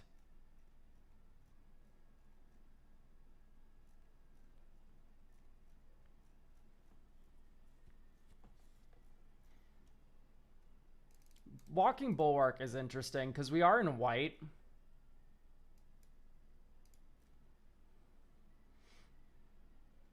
And white is able to get 1-drops really easily with Starfield Shepherd and Ranger Captain of. So now you have this little Walking Bulwark. Can give a thing haste, can attack as though it didn't have defender.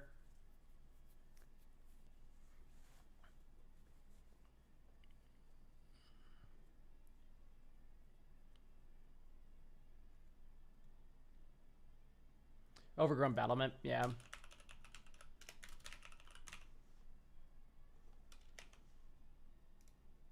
We can rock that. What's the familiar in Bant? It's Sunscape familiar, right? Green and blue spells? Oh, yeah. It would make our green spells cost 1 less. There's none for Abzan, though. And it's a wall. I mean, that's not a bad idea. Not a bad idea in the slightest. Sure, let's run it. Green spells cost 1 less. That's funny enough. Kind of ramps you into your commander. Yeah, random ice till moment. We can take that out. Okay, this is very keepable. Verdant Catacombs turn 1, and we're going to surveil.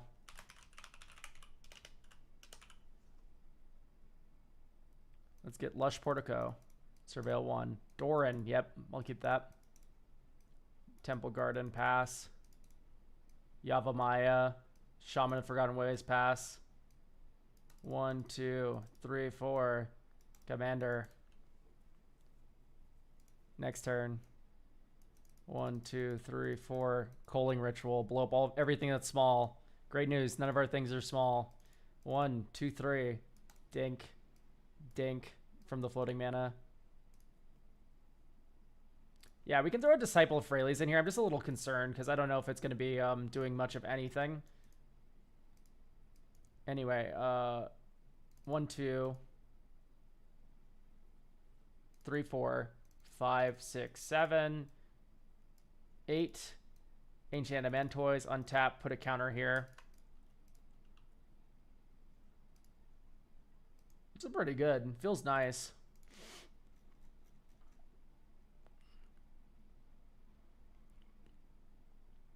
Okay, so how do we make this deck more you?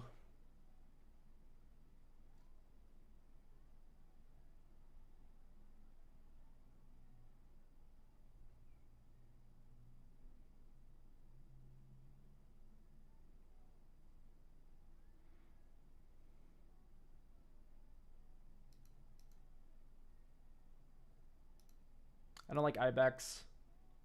Serac and Goreclaw feels a little slow. I like the Avengers Zendikar because it goes with Fecund Green Shell, and that's hilarious. Double the power and toughness. We're good there. Great.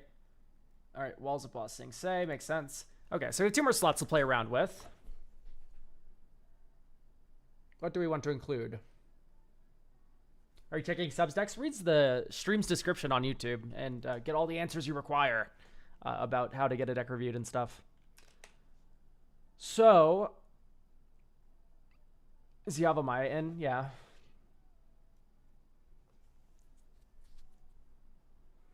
Do we just want more ramp? I mean, maybe. Springleaf Nursery? No, I was thinking like Enduring Vitality. It's cool that our like creatures can be tapped for mana.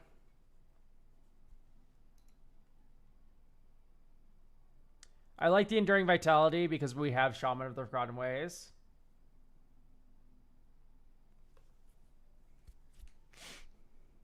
The Dinosaur Enchantment. Oh, I know the one you're talking about. It's an artifact. Skullsport Nexus. Arbor Adherent.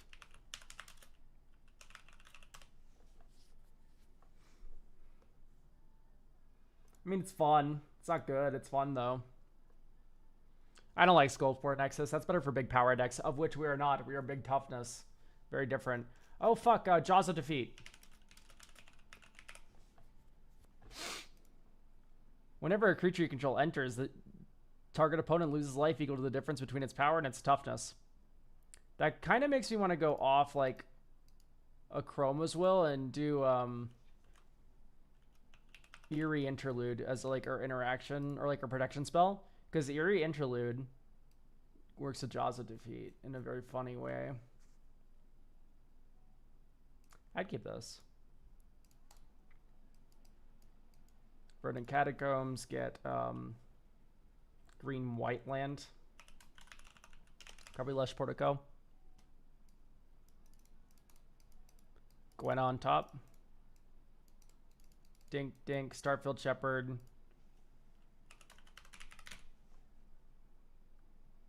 I'm just gonna get planes here. This is in the warp zone. Reason I got a planes there is because we can cast Faber Elder this turn. And then this turn, you can go 1, 2, 3, 4. Doran. 1, 2, 3. Teo. And then you get the wall. And then make people fight in a certain direction. Ba-boo-ba-bob. 1, 2, 3, 4, 5, 6, 7. So we can get a 5-drop here. Fecund Green Shell. Look at the top card of your library. If it's a land card, you may put it on the battlefield. Otherwise, put it in your hand. Oh, look at that. That's broken. Anyway, me and target opponent each draw a card. And then here's where shit gets crazy. Birds of Paradise. Land. Tapped. 1, 2, 3. Oh, look at that. Toughness greater than power. Welcoming Vampire to hand. We still have 1 mana floating from that, actually, because this only costs white black. 1. Oh, this doesn't have haste. Gwenna. Ornn Frostfang to hand.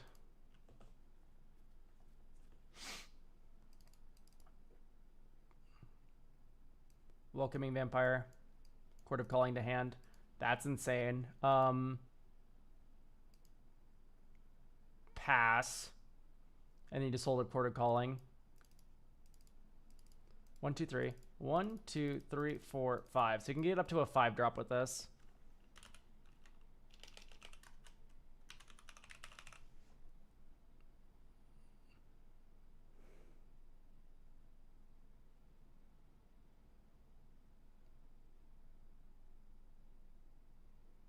Shaman of Forgotten Ways. Next turn. Shaman of Forgotten Ways entering would have put Arid Mesa into play. And then we play Plains Return, and then we can crack this for Plains. Thank you for Gun Green Shell. Okay, so we win here. This is 11 mana. 1, 2, 3, 4, 5, 6, 7. Oh, so that was 8 mana. 9, 10, 11. So our life total becomes 9. All of your life totals become equal to the creatures that you control. We're not going to hit you. Right, does explode everyone? This can't attack, but still. Well, we ulted Shaman of Forgotten Ways, which is cool. So hooray. It's looking good.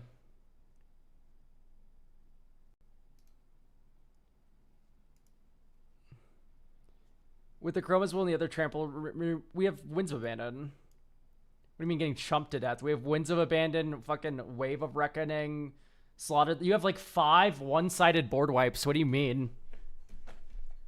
Oh, how can we do... we can burn them out over the top with Jaws of Defeat and a Mass Flicker spell, right? Like, there's hope. There's a lot of it, in fact. Thanks again for the free deck review a few weeks ago. I finally got most of the changes done. Has it been working well for you?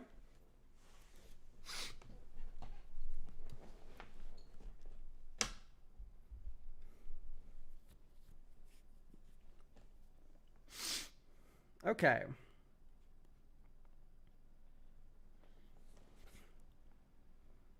Okay, I'm on the they were already in your deck, man, Theon. You put them in. You don't need to be able to see them to remember they're there. But yeah, you're just full up of one-sided wipes. I'm really not concerned about your ability to kill people, especially with also Shaman of Forgotten the Ways exploding everyone's life total if you have 11 mana. It's been fine the one game so far. Actually forgot, is there a reason you were swapping out Signet Lands for Fast Lands? Signet Lands suck. There's some situations where Signet Lands are goods, but generally speaking, if it's just like a generic kind of mana base, I'd rather have Fast Lands than Signet Lands.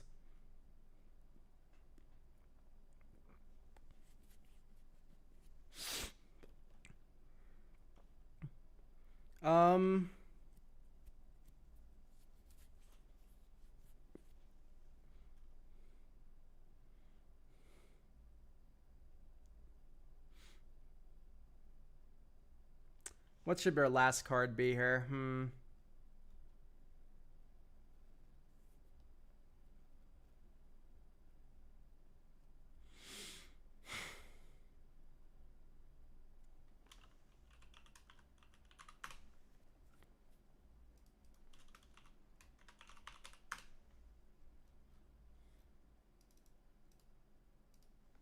Looking at toughness cards here.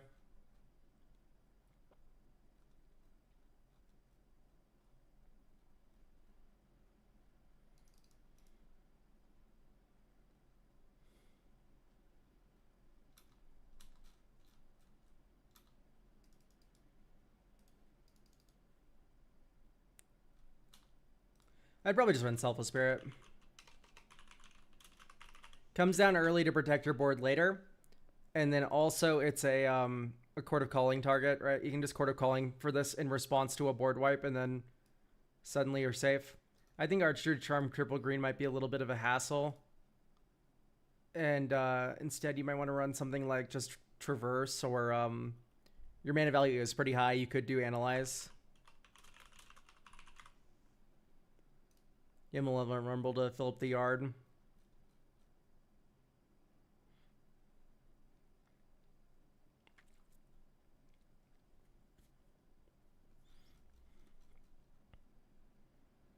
With that +1 land, maybe we take out the Boseiju that you're running. I don't know if I like this one that much.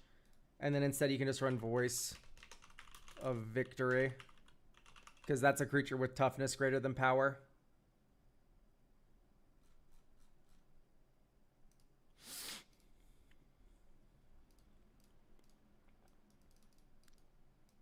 Top. Top.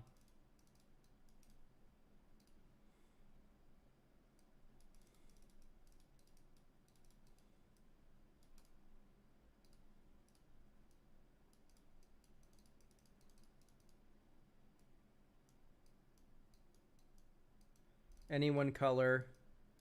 Okay, we could tap like this. And then green, Faber, Elder. The one color we chose was white. Or I guess we could tap like... No, this is our only white source. So we have to do this.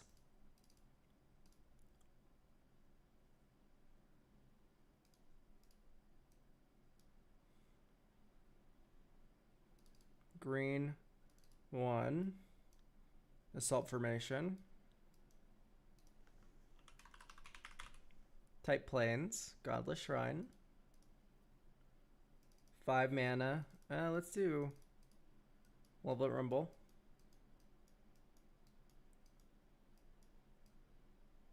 Fecund Greenshell. 5 green mana. Use 3 of it on Fecund Greenshell. Land into play tapped.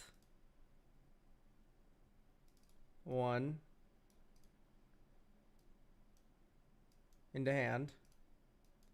So that was 4. We can cast Captain America's Shield and equip it. Explode someone.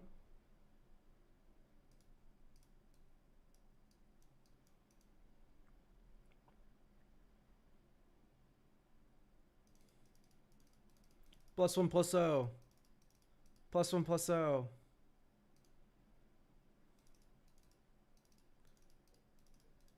Swing. I mean, that feels okay. It feels like we are running out of cards, though. You're right.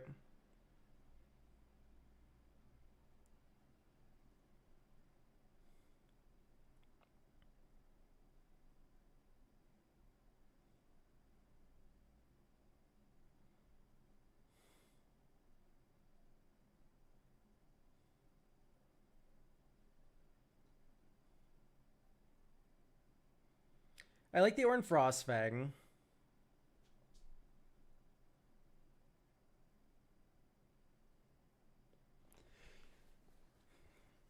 Maybe like Painful Truths, honestly.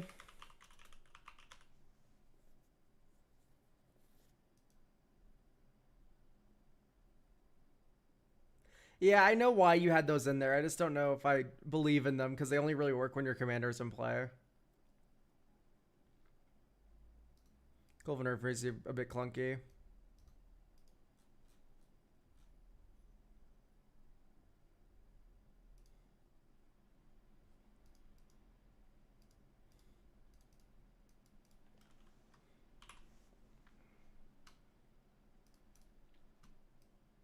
Arid Mesa, type Plains.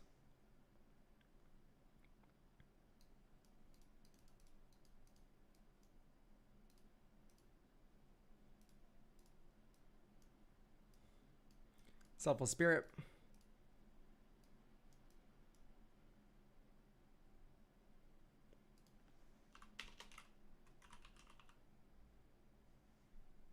Esper Sentinel. It just feels like kind of there. Right? It doesn't feel like a real synergy piece. It's just kind of like because it's insane. Oh, Mentor the Meek. Maybe. We do have a lot of low power creatures. Wait, here's Doran.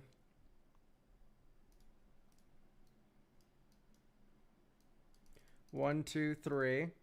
Costs one less to cast Felithar. 1, 2. Captain America's Shield. We can sack Selfless Spirit if we need to. Swing for a billion. Swing for a billion.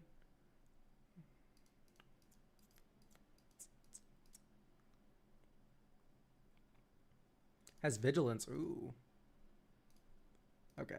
And then we go 1, 2. Sack Doran after killing one of our opponents. Draw 13 cards. 1, 2, 3, 4, 5, 6, 7, 8, 9, 10, 11, 12, 13. And then discard 8.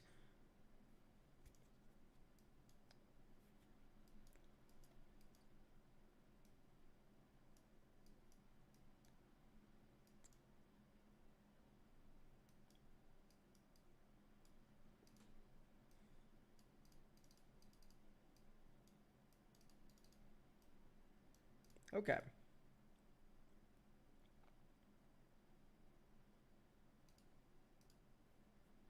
Welcoming Vampire's already in.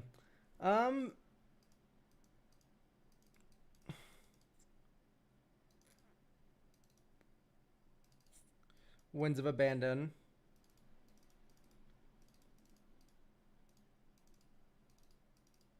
Pew. Swing.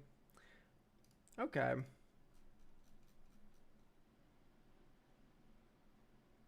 I'm even during Innocence already. I don't know if we need Mentor.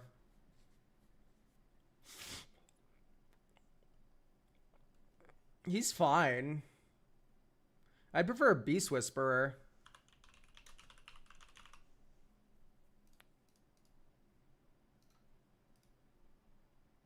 Oh my god, it's $8 now. Holy fuck.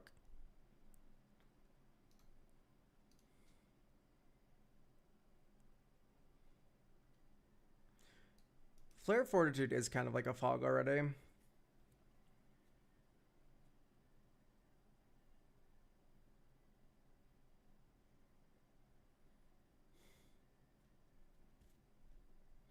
And so is Teo. Teo's also. A Johnny Sleeper Agent's really funny, I agree. However, it's not good. I think we're good here, Mantheon. I think you have a beautiful Toughness Matters deck now. I'd maybe cut a Forest for a Disciple of Freyalise, but then I wouldn't touch it anymore.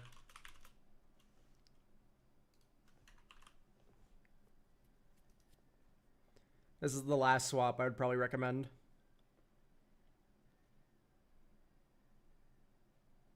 Great.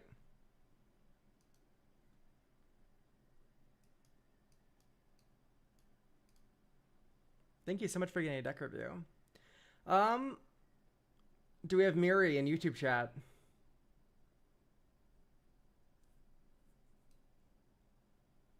And or Zena. No shifting? Shifting Woodlands in. What?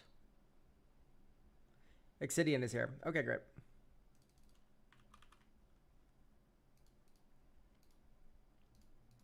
Unlisted from URL. Xena. I see. Rayhan Silas Wren. This is a deck based off my favorite mechanic, Modular. Zabaz doesn't feel me with the same glee as cobbling together something janky, and my very first deck I made, which is very loosely inspired by this, was a Silas Wren Rayhan partner combo. I would rather break both my legs than add any cards from Marvel, TMNT, or Assassin's Creed, even if mutagen tokens are literally absolutely flawless for this. I need to keep the deck's mana curve low to the ground because I love low mana value decks no matter what bracket, but also I love the deck's consistency is rough, better sack outlets. Okay. I like the Iron Apprentice and stuff. And of course, Arcbound Ravager is broken as fuck, and we should probably be seeing a Hardened Scales in the enchantment somewhere. Yep.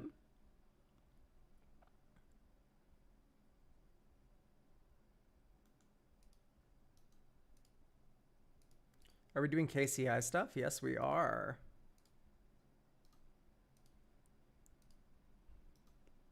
Okay.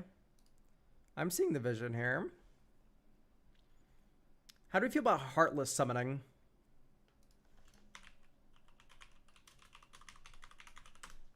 Is this something?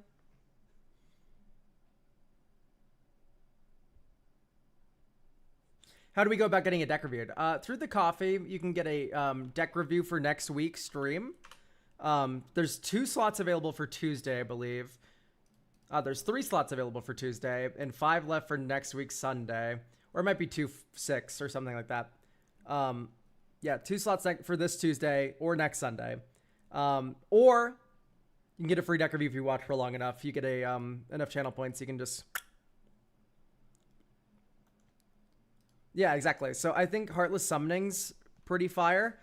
And then, like, you could also get a little fucking funny with the Sibsig Ceremony.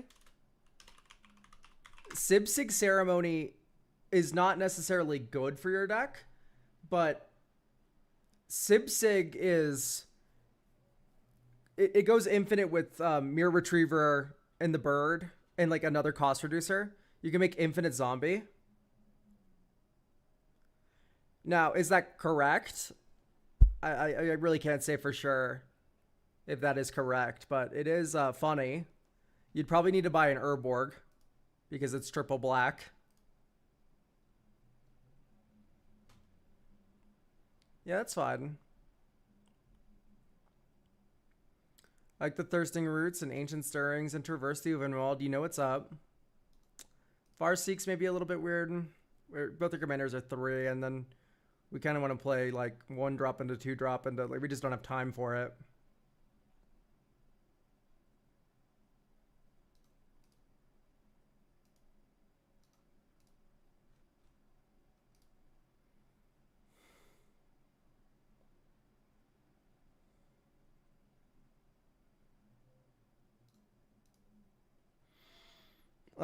Do you have... Yeah, Seal Overseer.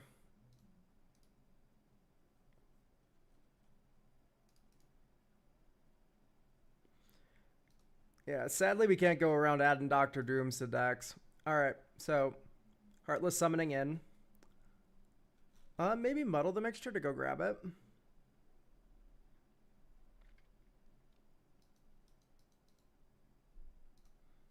Atomize is a bit expensive. Yeah, let's do Muddle in that slot.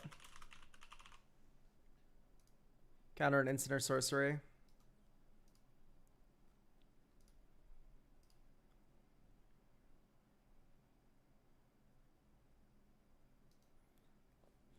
It's a little slow. I'm sure it's fine.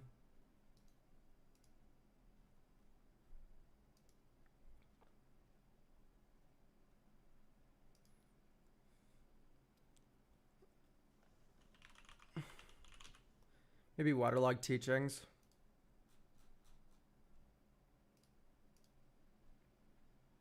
I'd keep this.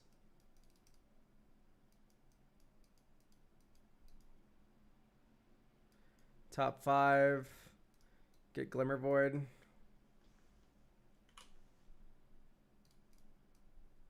Glimmer Void, Arcane Signet.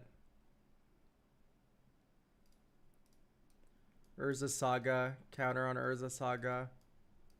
1, 2, 3. Scrapyard Recombiner.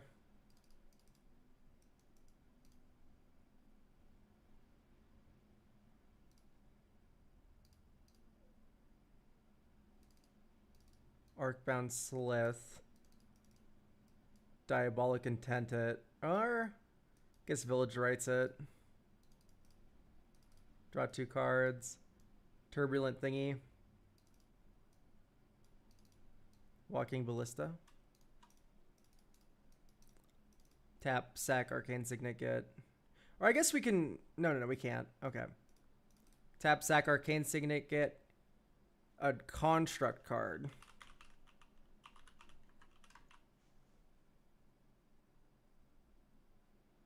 We just do Market Backwalker.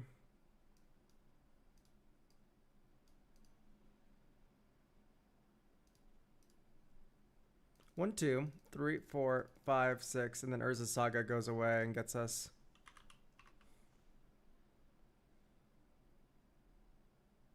Ozolith. So 1, 2, 3, 4, 5, 6. So X is 3, Market Backwalker. Tap, sack, Market Backwalker. Draw 3 cards. Put 3 counters on the Ozolith. Ozolith, 3 counters on Walking Ballista. Yeah.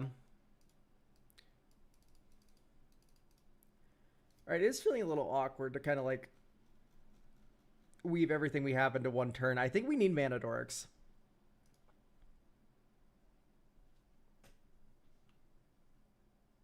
I think Mana Dorks are a necessity.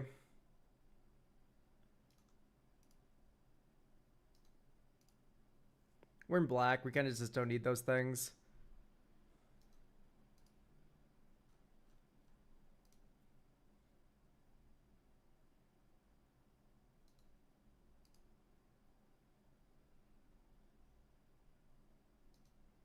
Jesse Monument's kind of weirding me out. It is an artifact, though. Okay, these are cool. Lourdes Root. Lordarisot. I always read your name wrong.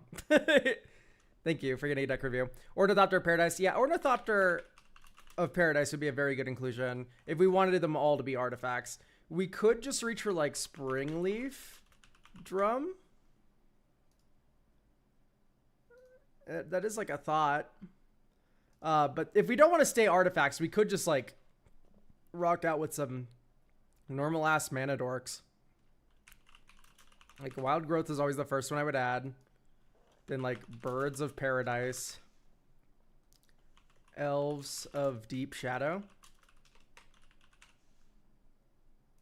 And then we can do Ornithopter of Paradise. Like I just think it's kind of nice to have these like creature-based acceleration cards. Monument is more so closer to anything when the board is... I get that, but here's the thing. When the board is clogged, just put 50 fucking tokens or counters on your Walking Ballista and kill them. Right? Like, you have methods of killing people without combat. You can go infinite with KCI. You can do a lot of things in this deck, right? Like, there's already a method to, like, killing your opponents through, like, combat stalling. Alright, I'd keep this. Polluted Delta, let's get Underground mortuary. Okay.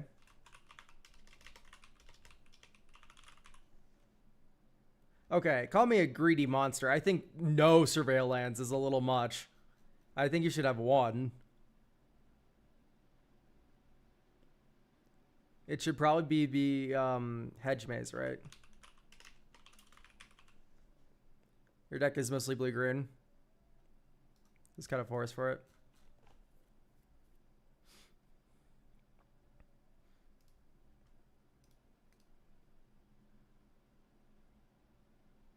I think you need like one. You don't need more than one. That's what I like teaching this turn. And then this turn will be Ozolith. And then this turn will be Arcane Signet, Ozolith. Or Arcane Signet, Market Backwalker. And then this turn is Karn's Bastion, Ozolith, Rayhan. Attack you with my Market Backwalker. Like, you're not going to block.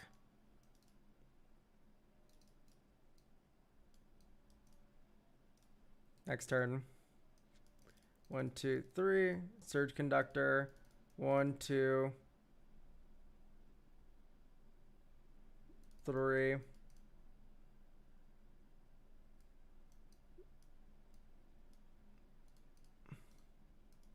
Miss Land Drop. Okay, I think we want we have Everflowing Chalice, but I also want to put Astral Cornucopia in. We just have a lot of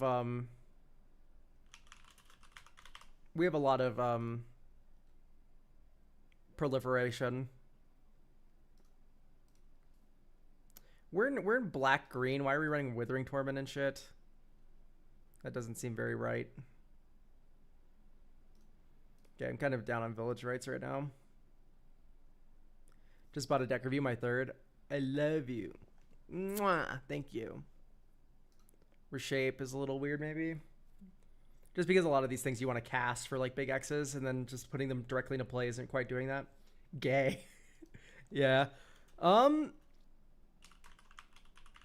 Let's add some more proliferation stuff. I think you should have Ripples of Potential. That seems like a very interesting kind of card. Kangaroo Bloom seems okay. Dreamtide Whale. Intriguing. Drown and Ichor is also cool. Ripples is in. Okay. How many non-creatures do we have? Quite a few. It's possible Flux Channeler is good enough.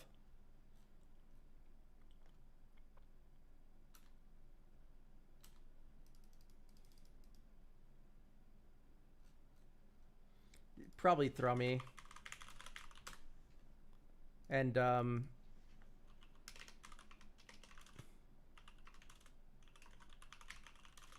both of the white 2-drops that are insane. Proliferate. There's Grateful Apparition.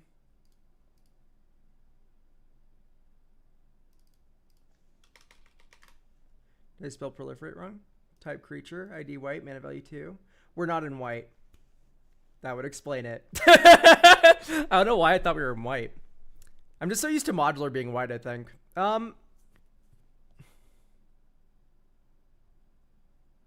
Let's do Biophagus. $17. Wait. Since when?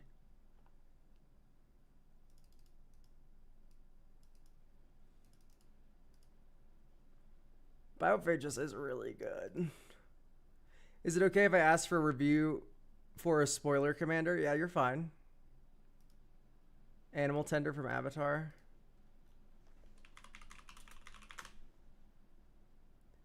Animal Tender's not a card. Why'd you lie to me?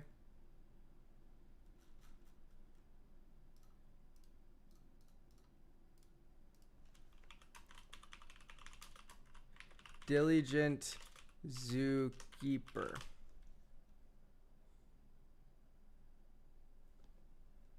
This is not... Solitary Confinement might be my new favorite card. Thank you for showcasing it, Elk. I do love Solitary Confinement too. Animal Attendant.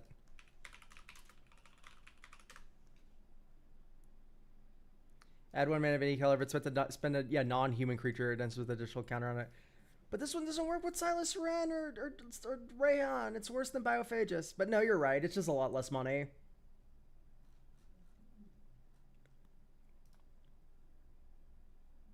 I'd keep this. It's a little slow, but...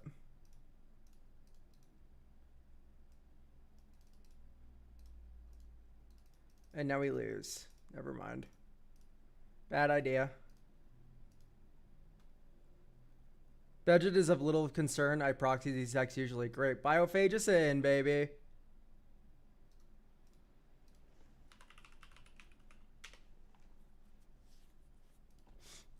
Woo! Alright. Draw. Think. Think. Think. Dink. Dink. Dink. Dink. Dink.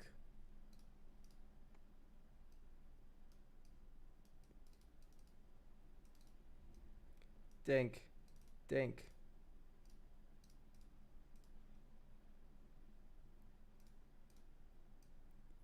Okay, now we can start getting a little funny with it.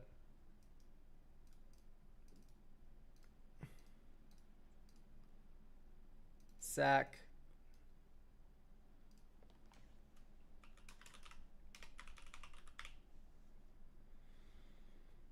Get a construct. Mark it back Walker. Maulhound, thank you for the raid. We are looking at a Rayhan, Silas Ren, Proliferate modular deck. If you don't know who I am, which would blow me away if you knew who Maulhound was and not me, because we do a lot of stuff together, you can get a deck review. I do deck reviews here on stream. I did leave Elkcord though, no shade. I don't care if anyone joins or leaves my Discord. I'm not really anal about that, man. You're the funny person that does card reviews with him, right? Yeah, we do custom card review stuff. I'm glad you think I'm a funny person. I think I'm rather boring, but obviously that's not true. We're talking about Rayhan before his stream ended. That's cool. What's the general vibe for the deck review? So it's generally pretty serious. I'm looking to increase the consistency of most of your decks. I'll crack some jokes and be a little mean, but you know, that's just, you know, that just is how us SoCal gays kind of talk. Now you're interesting. I'm interesting enough.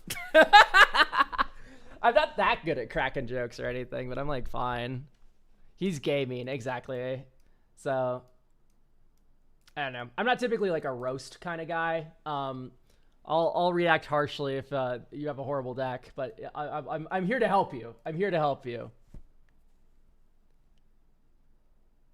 Oak, are you a hugger, or is human contact somewhat repulsive to you? I know people who like fucking can't stand like the touch of another person. I am not like that at all. I'm like a huge hug person. Anyway, this is looking pretty good because you swing Silas Ren, you get an artifact back to your hand, right? You may cast that card this turn. Dope. Here's Ornithopter. Next turn, and then this turn you get to go a little crazy because you go 1, 2, 1, 2, 1, 2. Walk, dink, dink, dink for 3.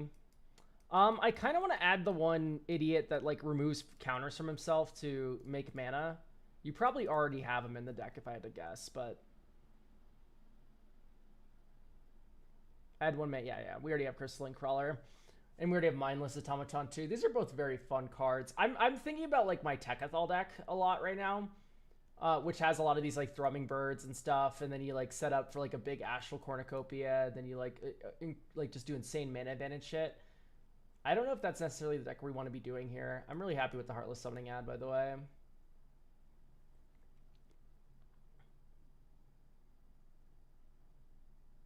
Gosh, this is just... I don't know if I like Damnation. I think I'd prefer like a one-sided wipe. I don't know what that would look like in these colors, though. I wish there was a Mizzy Mortis for black. It was like 1 in a black, -4/-4 a creature at sorcery speed, and then you can overload it for 6 to -4/-4 everything you don't control. I'm not a big Damnation hater. In fact, I think I play Damnation in IRA. Like, Damnation does have its place. But, like, this is a, like, mono black, super grindy control deck with Bowls to Citadel. It's not like a... This is a creature deck, you know? If anything, I'd prefer to see, like, All is Dust. Most of your shit is colorless. So All is Dust is 7 mana, just kill everything that isn't yours.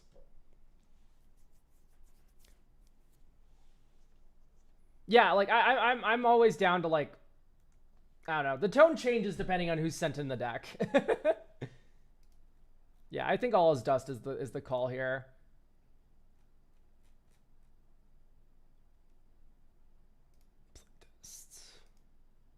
Okay, this is a pretty decent hand, especially since you get to go dink, dink, dink, dink, dink, dink, dink. Hangerback Walker now has 3 counters on it. Like, that's insane.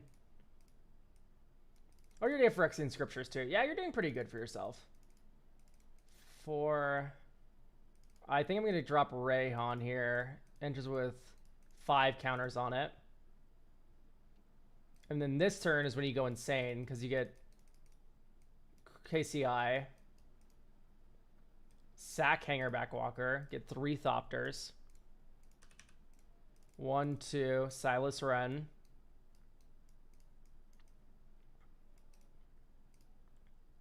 And then this turn is when shit gets, like, truly insane. Because you attack with Silas Wren. And then you can cast Hangerback Walker this turn. Crack Verdant Catacombs. Get... Trop. 1, 2. So that's 1, 2, 3, 4, 5, 6. X is 6. Hangerback Walker. Enters with an additional counter. Enters with an additional counter. So it is an 8/8.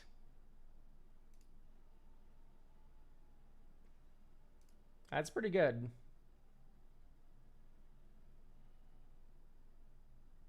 Think.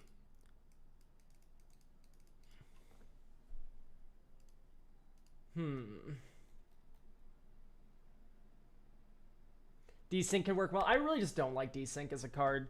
Desync doesn't bounce commanders. It doesn't bounce their artifacts, which is like another big thing. Like, the fact that this only hits enchantments and non-legendary creatures is just so bad. I don't know. I'm not a big fan of Desynchronize, like, ever. There's one deck that was kind of funny with it that I saw where the whole deck was Visitor to Low. You gave him away. It's from Doctor Who. It's like it gives your opponent a Dark Confidant that kills them. And then you had the one Doctor in play that's like every opponent has no maximum hand size. And then you use that to bounce everything else back to hands to burn them for their hand size. But it didn't bounce all the Turlows you gifted out or anything like that. It like copied Turlo a bunch of times and stuff. So that was an interesting deck where I thought Desynchronization was really good, but it's like, that's because it worked perfectly for that deck. It's not like a generic card that I'm a big fan of. Are the new Elk Dragon Shields sleeves a limited run, or are they permanently in the shop? I think they're permanently in the shop. I don't have good info on that, but in case you all don't know, I have Dragon Shield sleeves. So if you want to get those, you can get those. They're very cool and awesome.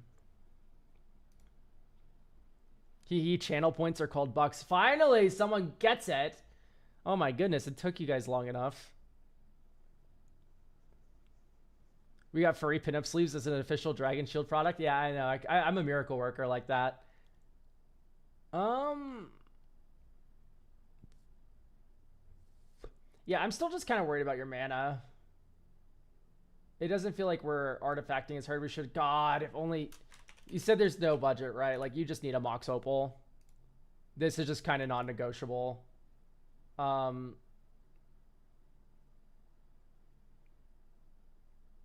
Maybe, like, Innkeeper's Talent out. The Innkeeper's Talent's very good, but it's like... I don't know. I want more fast mana here. Casual $200. The Dex Proxy. If the budget mattered, the primer would have said... It says no restrictions on the primer. We're good. Have we added Reliquary Tower? Funny one. Such a funny guy. Anyway, Elves of Deep Shadow. See, like, this is what I like. I can drop Silas right on turn 2 here.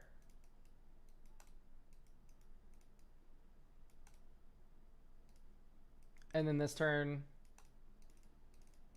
here's Walking Ballista X's2. Attack you with Silas Run.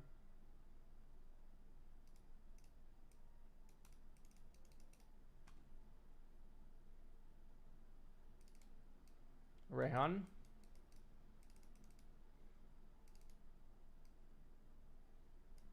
Slith.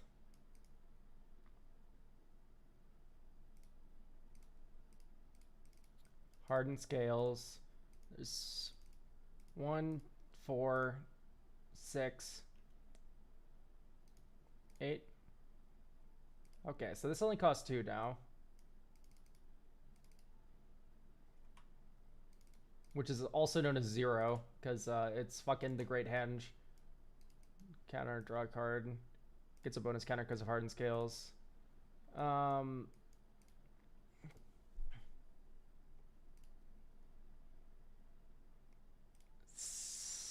Ping Arcbound Slith with Walking Ballista. Modular. Hardened Scales. Dies or is put into the command zone. Counter. Hardened Scales. Combat. Silas Ren swing. Ping down a blocker or something. We can cast Arcbound Slith. Arcbound Slith enters. Hardened Scales gets +1. Cool.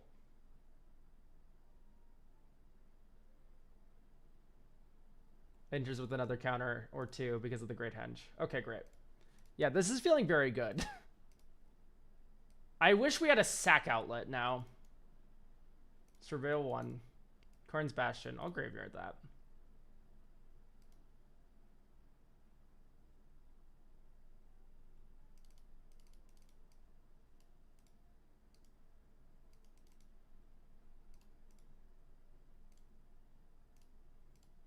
Okay, there's Deadly Dispute. Sack Arcbound Slith. Your thing gets -1/-1. It had 4 counters on it. Those 4 counters move from Rayhan. So that's 5 counters because of Hardened Scales. And then Modular moves another 5 counters over. 1, 2, 3, 4, 5. And then we draw 2 cards and make a treasure token. Okay, and then we draw Arcbound Ravager, which is pretty good, I've heard. Wild Growth onto Forest. Tap Forest, Arcbound Ravager. That's pretty good. So that's a counter for Modular. Then Great Henge.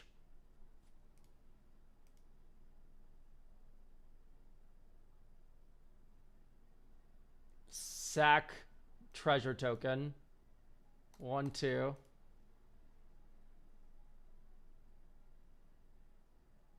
And then sack Arcbound Condor. 1, 2, 3, 4, 5, 6, 7. And then it goes up to 20 counters. And then it gets another 2 counters because that was sacking an artifact. And then you sack this. And you put 22 counters on this twice. Or 23 counters would be. So like this is just insane Walking Ballista murder time. Alright, I've seen enough. We need an Inkmoth Nexus.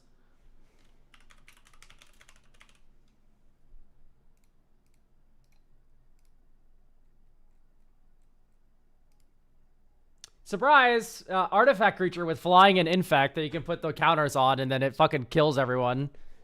Turns out it's like pretty good.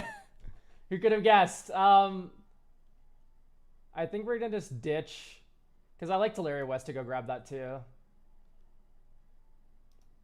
Academy Ruins is funny. Where do Silas run in the command zone?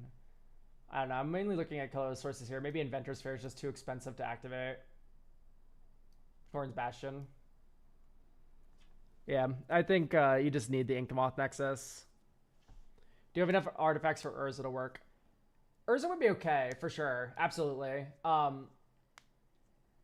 Would it be, like, broken? Maybe. Yeah, it might be worth. Okay, I'm a little bit less than on Heartless Summoning now, just because we do have a lot of dorks now. It is a funny idea to have, though.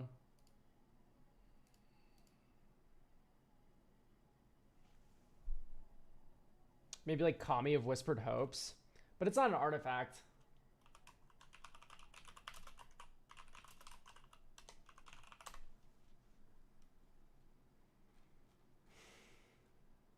Erd Heirloom. Gains trample whenever this creature deals combat damage to a player, draw a card.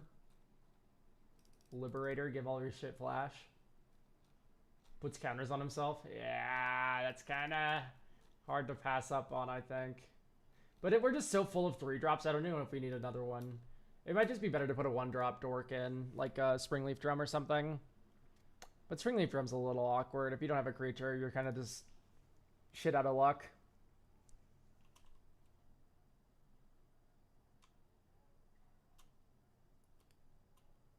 We have plenty of mana sinks. We have Hangerback Walker, Marketback Walker, Walking Ballista, right? Like these are all mana sinks. We're fine. You can get them back with Silas, Ren, and Rayhan. Springleaf is a little awkward, but I still think it's okay enough. I agree with that exact assessment. I just think maybe you just run a normal ass 1-mana dork. Is Emery good here? Yeah. Emery, Lurker of the Lock. It's probably the call.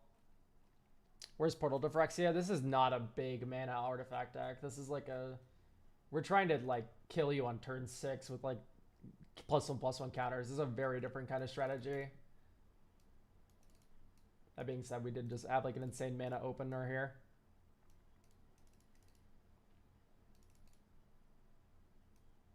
I think Rayhan's more important to have him play first, and then he can protect her with Revitalizing Her Past.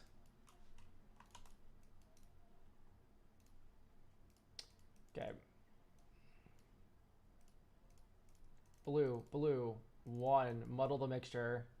Don't tap like an idiot.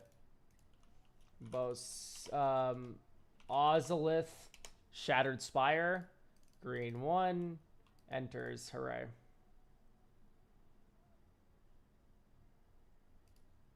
So I would like maybe a 2-mana sack outlet of some kind.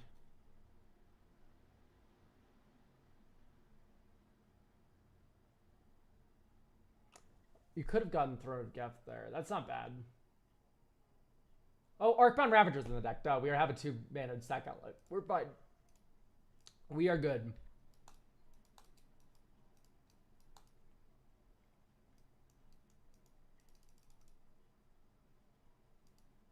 Yeah, and then this turn you had like Scrap Yard Recombine.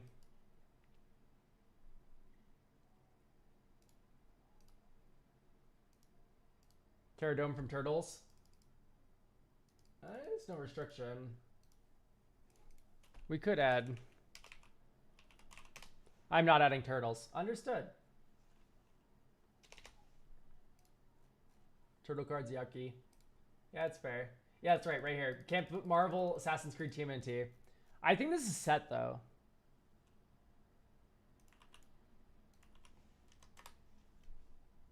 I think this is all set.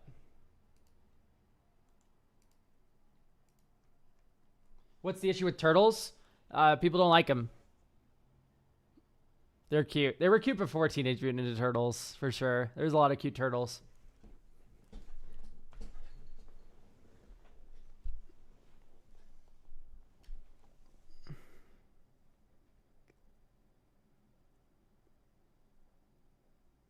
Okay, great. I think this one's good to go. We still have 2 more deck reviews to get through here. Do we have Miri or Liz? Because if we don't have either, we will be doing Liz's deck, and then we will do Miri's deck. Hello, I am Miri. Okay, great. We will do Miri's deck first, then. This rules and played exactly how I always wanted the deck to play. Yes. Win. The only other thing I might consider, by the way, is like an Expedition map in that last deck. Expedition map to get that Inkmoth Nexus can also be pretty decent.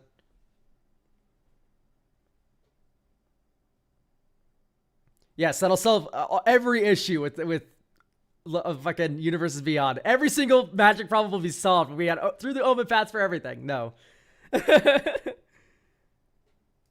Miri, this is a new deck I'm currently building for my Commander Pride event. It's unfinished, and I haven't used it yet. Okay.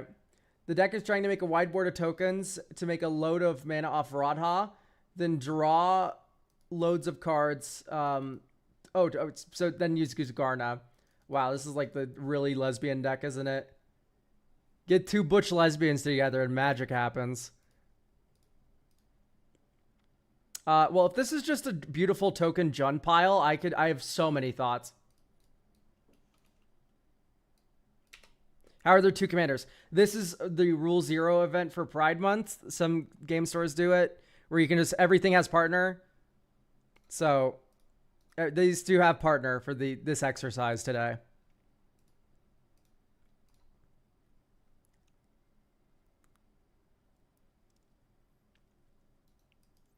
I see the vision with Studious first here. I do think Secure Tribe Builder is better, and like any other, just like pay 2 mana, the dork is in play.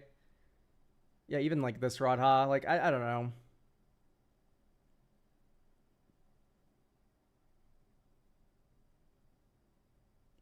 Whenever this attacks, aka after it matters. Yeah, I don't know about that.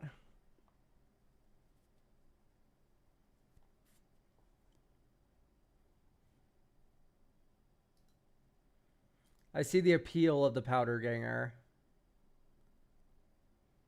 But I think I just want to make more space for some of the funny cards I want to add. I think we're very top heavy, but that makes sense because we do make a lot of mana.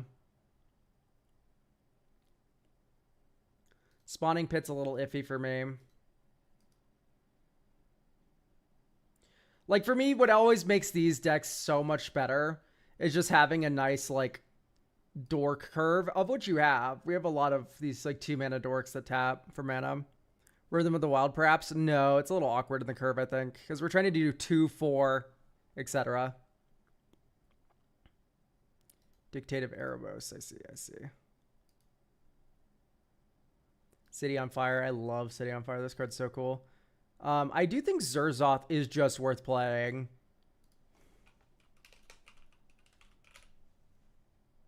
Zerzoth Chaos Rider. And then I'd be a little bit more dubious about the 4-drop slot in my deck. Like, I don't think this Garn is that playable for us either.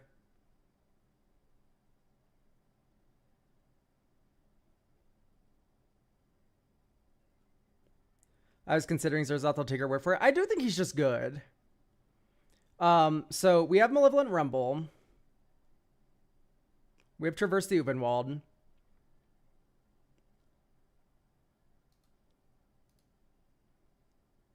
I think I'd prefer to have most of this ramp on my creatures. Song of Totentaz makes sense. I don't like Tempting Offer.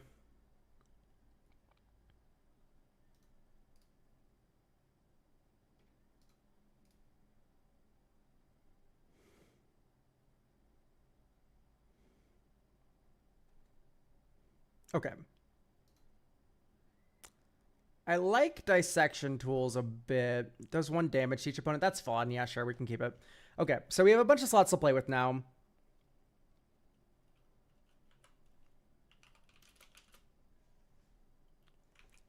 I aim to maintain a minimum level of cards containing butch women. That is a very interesting restriction that I'm just reading here in the primer now.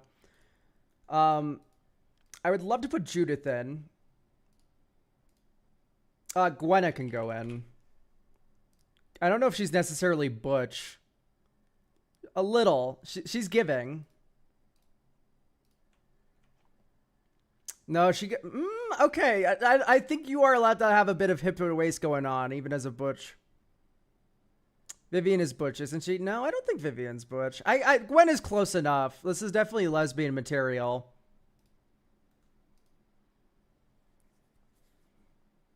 Let's do Delighted Halfling.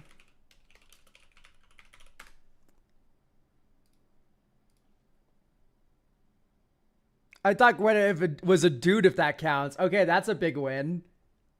Chandra, Torch of Defiance. I think a delayed halfling makes sense, though, especially with 2 commanders. We have partners. Partners and backgrounds are really broken. I kind of just want to look at backgrounds really quick. Because I know there's fucking Deep Forest Hermit. Or, what is it called? Deep Forest Idiot.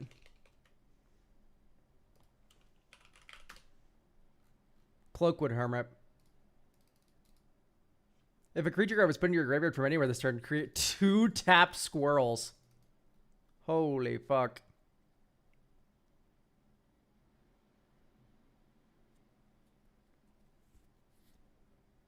That's insane, Elmeo. Yeah, I'm also noticing that we don't have Mazarek, and Mazarek is just fucking nauseating. Whenever a player sacrifices another permanent, put a counter on each creature you control.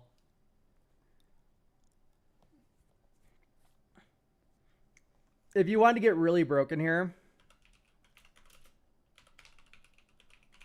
is Mazarek Butch? No, but to be fair, neither is fucking Woestrider or Yahenni or like Cardor or in Frostfang or Dragon Broodmother. Like, it doesn't need to be all Butch women. It just to maximize the number of them.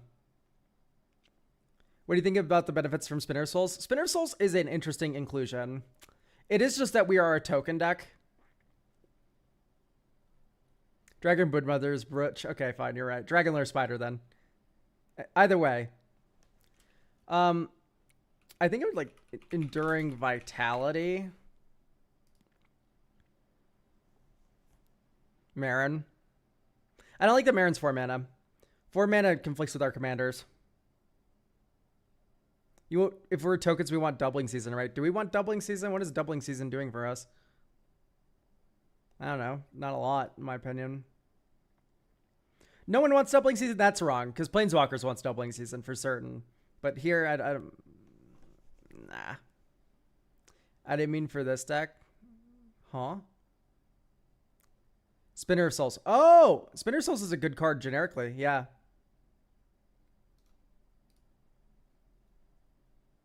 Okay. 95 cards main deck. What if they did like Spring Heart, Nantuko? It makes tokens. It's annoying. It's strong. It's low mana value. It's an enchantment creature for Delirium. It does a lot. I'm doing it through here, by the way, because Scry falls down. So yeah, Spring Heart, Nantuko in. I thought Planeswalkers deck aren't built because they aren't socially acceptable in a game store. I think that's not correct. I think they are. There's plenty of places where you'd be fine to play it. I don't know. Typically, I think people think Planeswalkers are in fact weak rather than strong.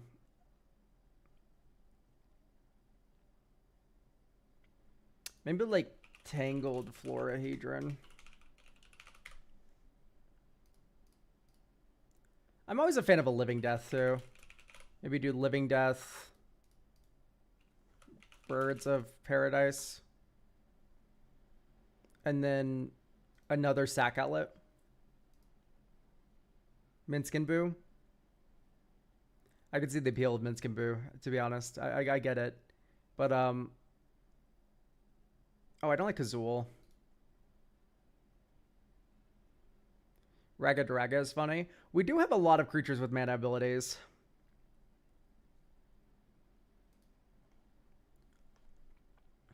I don't like Electro Dominance either. Okay, so we have 3 slots actually. I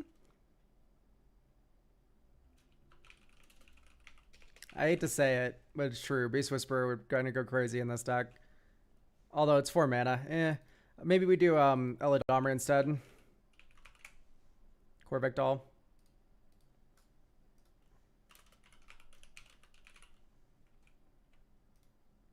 Right, lets you cast stuff off the top, and then you can tap it into untapped creatures, which can be tokens to cheat things into play, like these big things. It's a nice plan B to the Grand Lord Rada plan.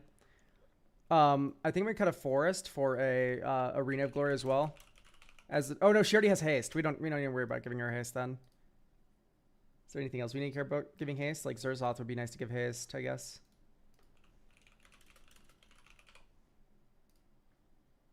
What if we ran like Hobble Fiend? Hobble Fiend is a sack outlet.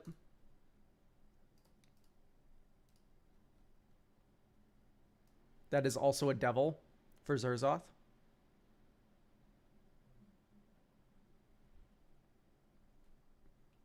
Maybe just like Warren Soul Trader, right? Warren Soul Trader is really broken. Kind of awkward mana, but what about Bitterbloom Bearer? Double black is definitely difficult. Okay. Commercial District. Living Death. Keep that on top. That card's broken. 1-2. Tangled Florahedron. Awaken the Woods. Get a Dryad. Miss our land drops forever and die. Cool. Cool. Alright, this is keepable.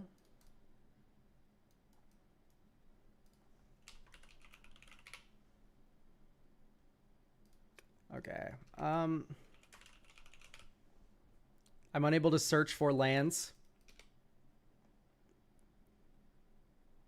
Commercial District.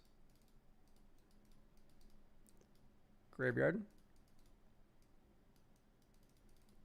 Tangled Florahedron.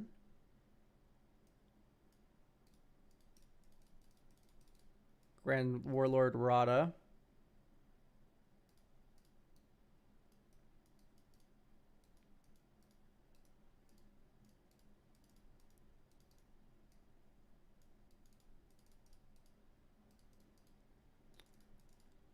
Get 2 green mana. Or 2 black mana. Oh no, you can't get black mana. 2 green mana then. Honestly, probably just drop Zerzoth here.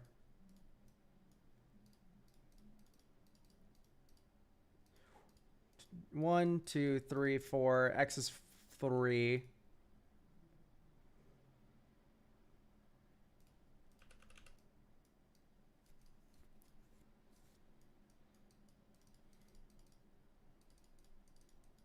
Make a bunch of red mana.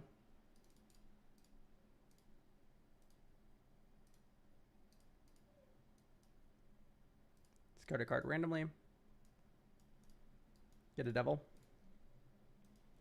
Anyway, 1, 2, 3, 4, 5, 6, 7. Bunch of green mana during Vitality.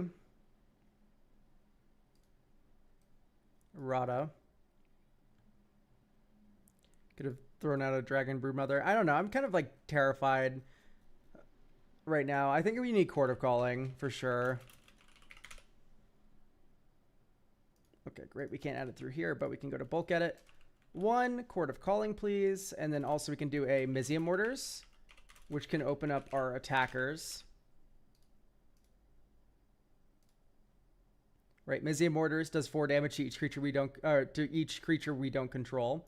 And then Court of Calling can tutor up any creature we need with our wide board, including like Eladamri, I have Sack Outlet. I think Tindershoot Dread might be just a little too slow. Vendor of Zendikar is just in the past. Is White of the Reliquary good for this deck? Yes. Yes, it is. Could probably snip Omnath.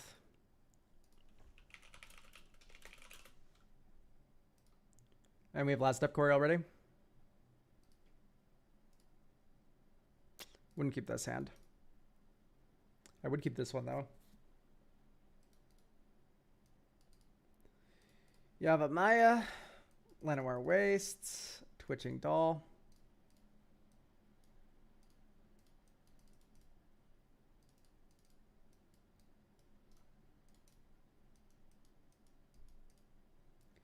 Eladamri, because he's broken. Spawn.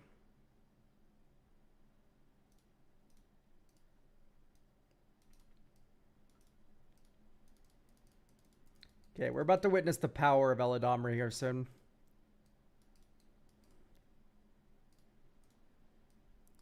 Eladamri's infinitely better than Vivien. It's legitimately not even a contest. Red, 1.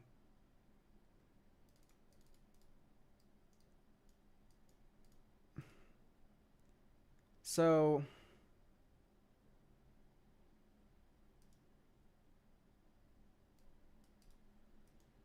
what to do here.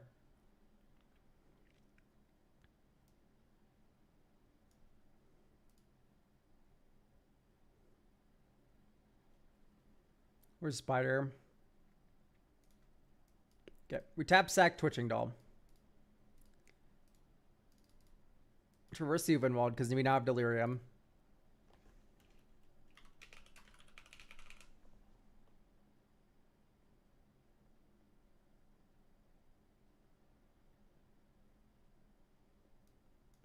Belladros Witherbloom. Green 1, 1, 2. Belladros Witherbloom into play. 1.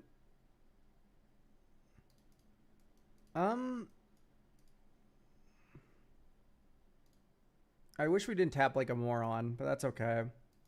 Anyway, float green, float colorless, float red. Pay 10 life. Untap everything. Red, 1, 2, 3, 4. So X is 4. No, this isn't right.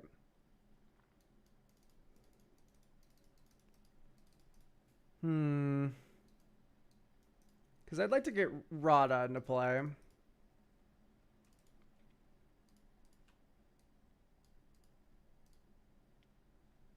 And then I guess you can just drop Chatterfang. And then anyway, we get a bunch of pests.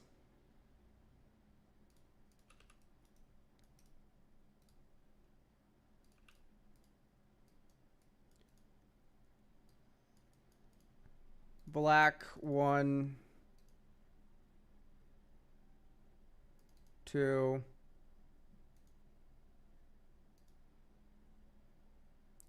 Gosh, our mana's just awful. Green, red. No. Crack Twisted Landscape. Get a mountain. We don't have mountain. Our one mountain's in our graveyard. Holy yuck.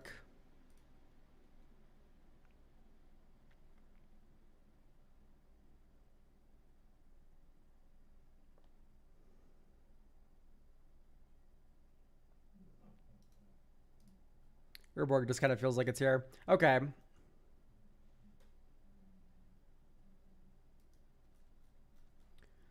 Always scared about no protection for Eladamri because he got a big kill me on him. Well, if he gets blown up, he gets blown up. It doesn't matter. We have living death. We have like, you know, it's a sack attack. It's fine.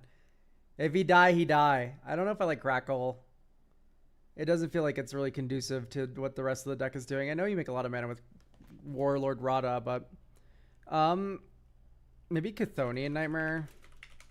You just have a lot of really good 3-drops, and then you make tokens up the ass, so then Chthonian just brings back whatever the hell you want. Hooray. This is Rule 0 partners, yes. Birds of Paradise.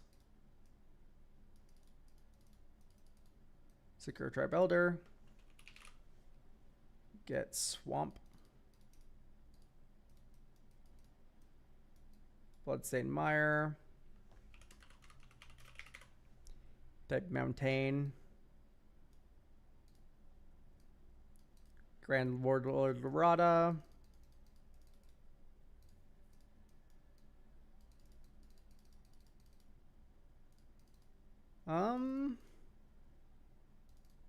No, this is correct because no, this is not correct. This is correct.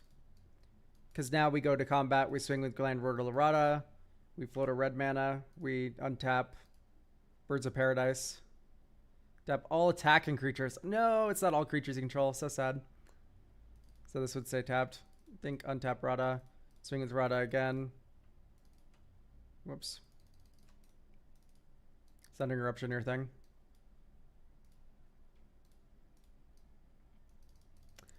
This just feels very clunky.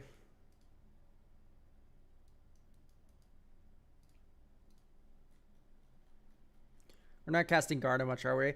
That's not the point. The point is we should already have like a wide board by the time Garna's like doing things. And this deck's just not getting there.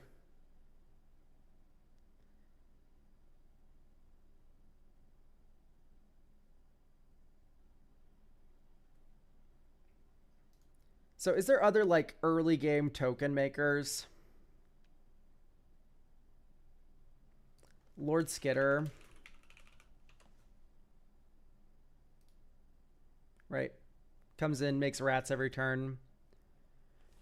You could do Bitter Bloom Bearer, but it's double black is what's scaring me. Krenko. Yeah, Krenko. He's 3 mana though. I kind of want to stick a 2 mana token gen in here.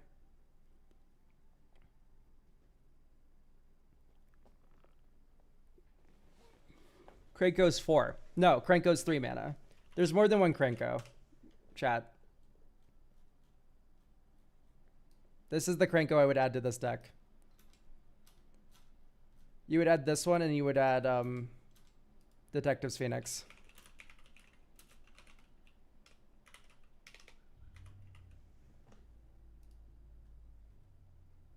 Right. Equal to Krenko's power. Detective Phoenix pumps the power.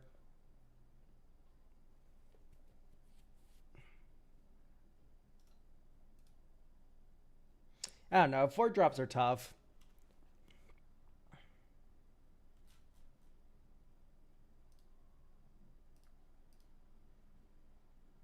Krenko and Mazarek Holy. Yeah, it's a pretty good wombo. They turn over. Next turn. Corpulsion Forest. Erdekeld. Next turn. Green. Delighted Halfling. 1, 2, 3. Cloakwood Hermit. 1, 2. Sakura Tribe Elder. 1, 2, 3, 4. Garna.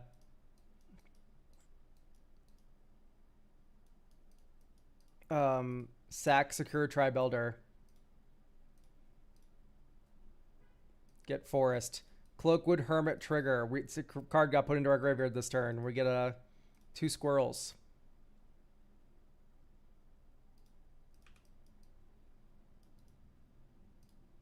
No, this is a very good curve right now.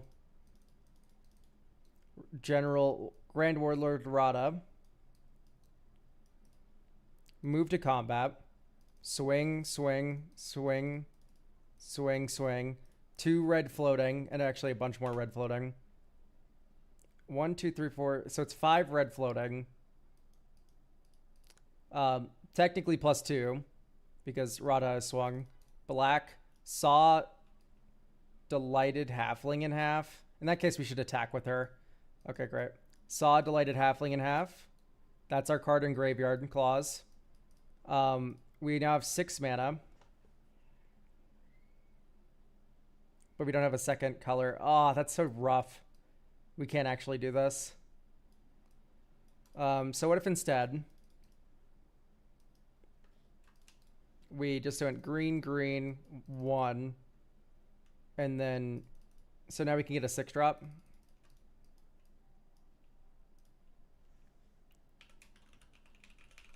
Type creature. Oh, let's get the stupid dragon, Korvold. Korvold enters. Sack Delighted Halfling. That's a card entering our graveyard. End step. Okay, both of our commanders trigger. Dink, dink, dink, dink. You get 4 more squirrels. And you draw a card. And now it's this turn. Hello, Dissection Tools. Sack this, draw a card. 2, 3, 4, 5. Here's Dissection Tools. So yeah, Cloakwood Hermit's insane in this deck. So Dissection Tools, we manifest red. Sack this. That drains everyone for 1. We draw a card. Move Dissection Tools onto Grand Lord Rada. And then you move to combat and you swing with all these. Korvold trigger, sack, squirrel token, draw a card. There's 1, 2, 3, 6, 7, 8, 9, 10. So float 10 red mana.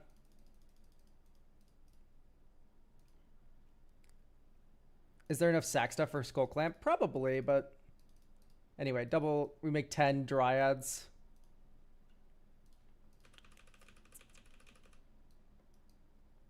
And then you can sack all these to Dissection Tools. This is a sack outlet. start drawing a billion cards. Okay. Yeah, I wouldn't put Obsessive Pursuit in this deck. That felt really good, though, that game.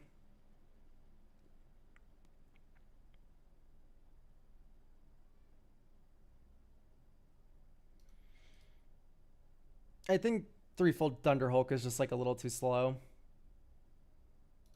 Corridor. Okay. So we have 2 slots we can put in. Or 2 cards we can put in now. Imperial Recruiter. It's okay. For sure. We're already in green. I don't think we need like creature tutors in green. I'd get like Formidable Speaker in here first. I think like we need more stuff to sack. I guess, but it's not that bad, is it? I definitely don't think it's like insanely bad. You could do like Bloodghast.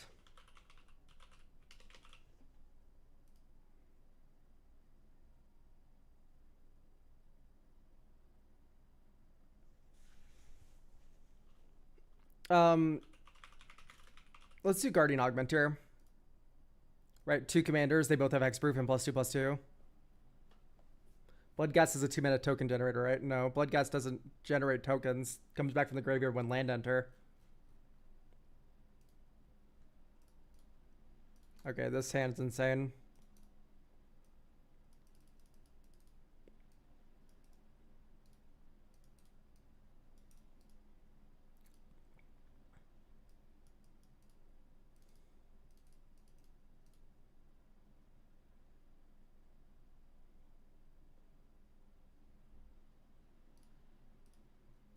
I don't like that card.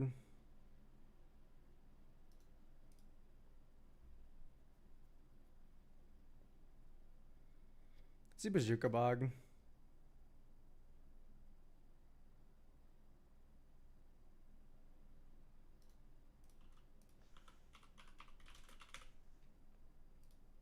Just because we do have white. Lively Dirge. I don't know. I don't like Lively Dirge that much in a green deck. It's just like, look at all these cards I can't get. Like if our curved end here, I'd be a lot more sympathetic to a Lively Dirge.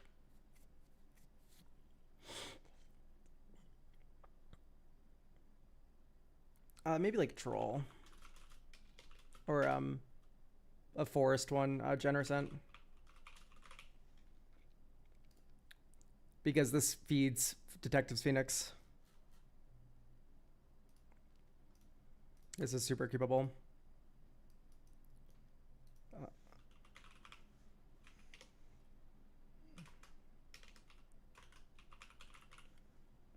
Commercial District. Graveyard. Secure Tri Builder.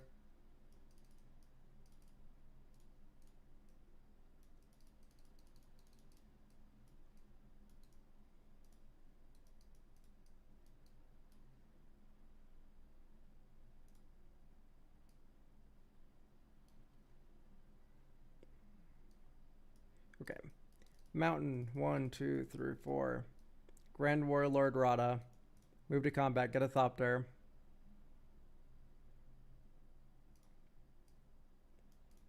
One, 2. Get 2 mana. 1, 2. Garna.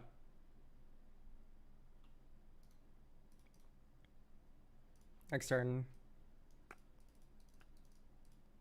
Yahenni. Or do we want a Karlach? Probably Karlach. Okay. Thopter. Swing, swing, swing, swing. Make a billion red mana. Probably don't tap like a moron.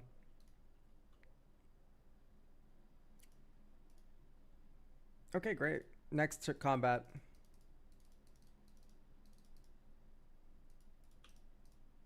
Another 5 mana. And then we go. Oh, I guess it sucks because we don't have a sack outlet in play right now. But you could visit that right now.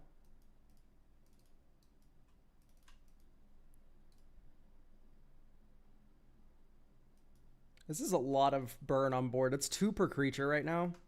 Whatever, you can have Karlach fight something. It's 2 per creature right now. So 1, 2, 3, 4, 5, 6, 7, 8, 9, 10, 11, 12, 13, 14, 15, 16, 17, 18. Ugh. It'd be 18 damage on board right now.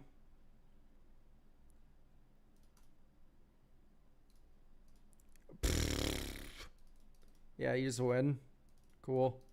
I like just winning. Tap, sack a Thopter. Everything gets a +1/+1 counter.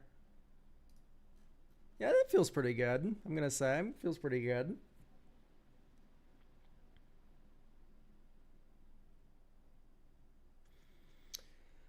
I guess what I want to put on your radar a little bit is go wide sacking kind of deck like this with a lot of evasive creatures, but also Garna pings them. You could do something really silly like Grievous Wound. I'm not saying this is correct for your deck, per se, but it is something to have on the radar. Because this does damage. It deals 1 damage to each opponent.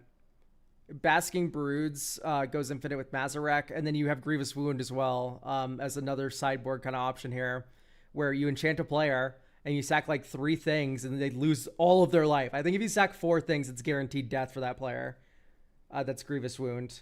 And then that player dies, it falls off, goes to your graveyard, and then maybe you consider something like an Eternal Witness to like get it back, and then you can Court of Calling for Eternal Witness and saw in half Eternal Witness and stuff. Right, so like Eternal Witness in, Hoarding Broodlord in.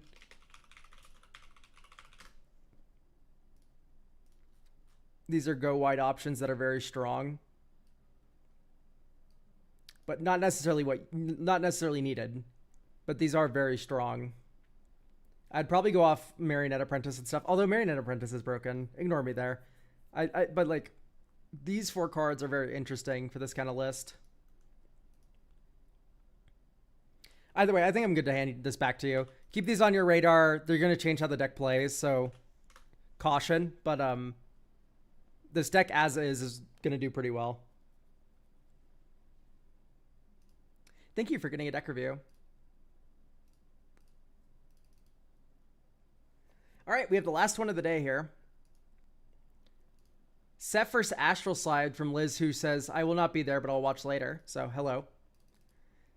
The idea is to be an Astral Slide deck that operates by cycling creatures that we can reanimate with Sephir's ability. And okay, yeah, I see. Runs Marlborough and stuff like that, and Angel of Ruins, like land cyclers. We can also loop Nimble Obstructionist if you other disruptive creatures with Tortured Existence. There's a small wizard cycling package to grab Obstructionist and Zur. No restrictions. I'm bad at Magic the Gathering and therefore have a difficult time evaluating card quality. I'm not really sure how I should be evaluating which cards are actually playable. I also suspect that I probably have too much dedicated space for certain elements. I think there's a neat concept hidden under poor execution. Yeah, we can look at this deck. Yeah, Sephir's is cool.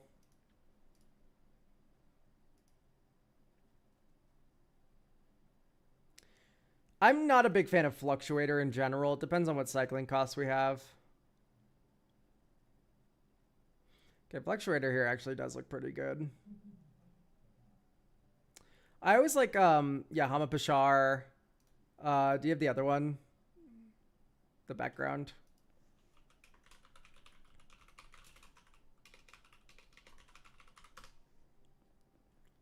Dungeon Delver. Commander creatures you own have room abilities of dungeons trigger an additional time. Like, these are just fun.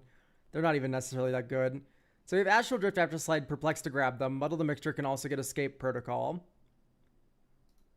Little iffy of Unearth. I get that the commander's kind of killable, but not a fan of Bag of Holding here.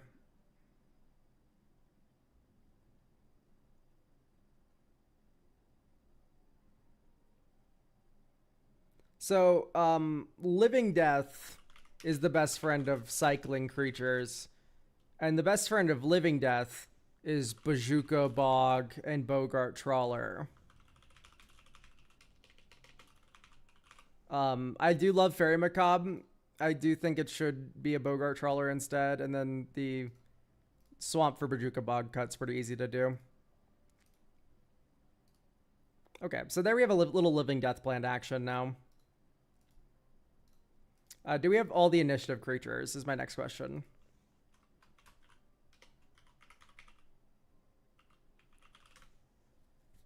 Merfolk Looter seems kind of meh. You're not entirely correct. But we should probably have From the Catacombs, Seasoned Dungeoneer, White Plume Adventurer. What I like with White Plume Adventurer a lot is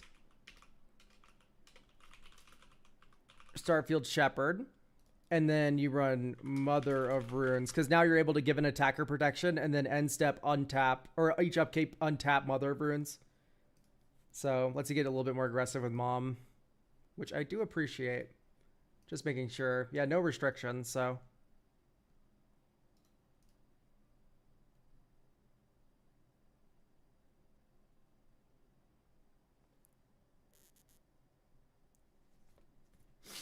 I see. We don't need 40 lands and like a bunch of land cyclers, by the way. You're able to trim lands if you have enough land cyclers, which you do. You do. You have a lot of them. So.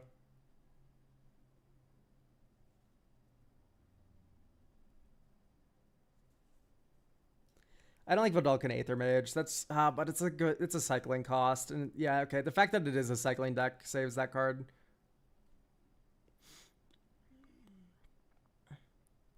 The Scoring of Darkness.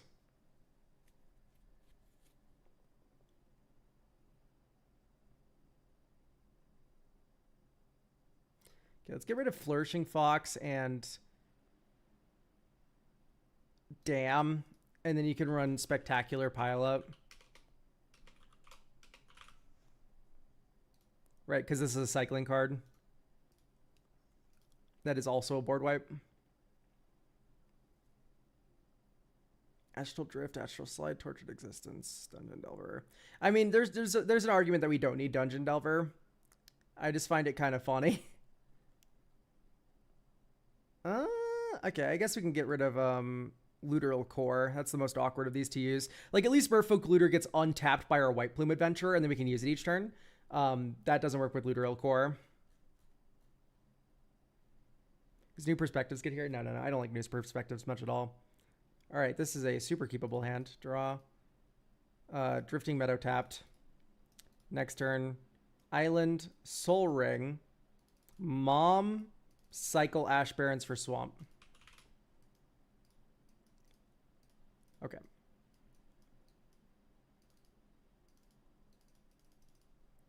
Sephirus. Street Wraith. Venture into the dungeon. Dungeon should be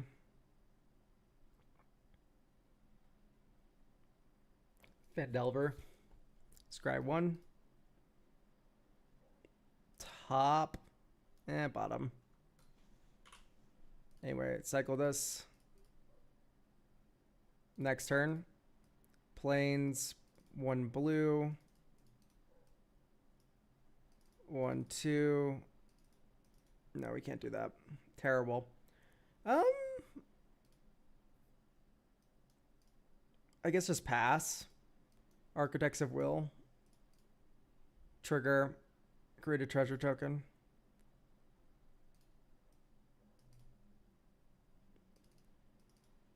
Next turn. Draw a card. Then discard a card. Put a counter on a creature. Ugh. Cycle. 1, 2, 3, 4. Midnight Pathlighter. Legendary creatures you control can't be blocked except by legendary creatures. Swing with Sephirus. Give pro. Dink. Draw a card. We finished a dungeon. Oh my gosh. Reanimate target creature. Target creature card. Here's Street Wraith. Oh, what a payoff. Not really, but we're doing like stuff now. I think we need some bigger shits.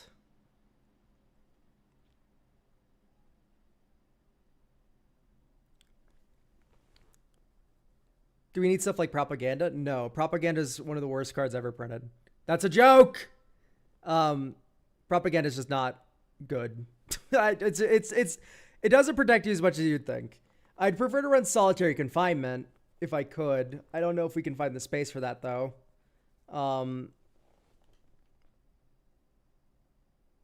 And plus, that feels like a very different direction for the deck as well.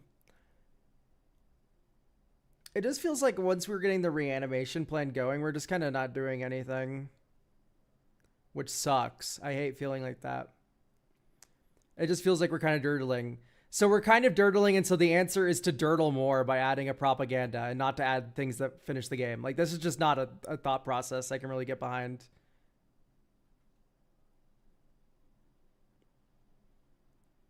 Yeah, well, fair. It's true. I would like to see a Sand Scout in this deck. We have a lot of Sand Scoutable things. It's also just nice that it makes tokens. I don't know. It's kind of just a good card. Kind of insane. I'm going to probably cut more lands, to be honest. And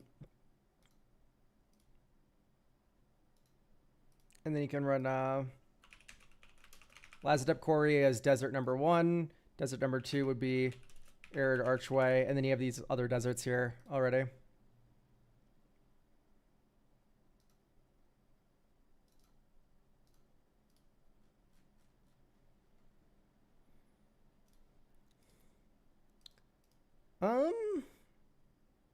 I'd keep this. Draw, Fetid Pools, next turn. Island, Ghostly Pilferer. There we go. Sephiroth. And then this turn is probably draw a card because someone casts a commander. Elk, they spelled a guy who turns people into dinosaurs instead of curing cancer. That's cool. Would Entomb be good to get a big boy in the graveyard? Yes, and it also triggers Sephiroth. Graveyard from anywhere. Yeah, we could run Entomb. Anyway. Let's discard Architects of Will and go into... Honestly, let's do Dungeons Mad Mage. Gain 1 life. Next turn. Let's do Ash Barrens and pass. You don't have to do anything that we don't... I guess we discard a creature card. Discard Alabaster Host, Intercessor. Scry 1. Bottom. Counter your spell. With Overcharged Amalgam. We can create a treasure token.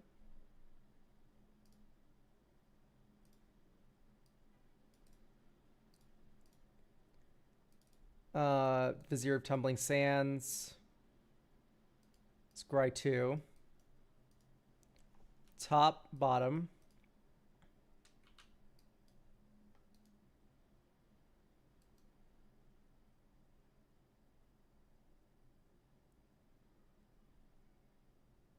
Okay, this turn, I'd probably draw a card off Ghostly Pilferer. Get a Plains. Exile top 2 cards. You may play them or create 2 skeletons. We'll make 2 skeletons.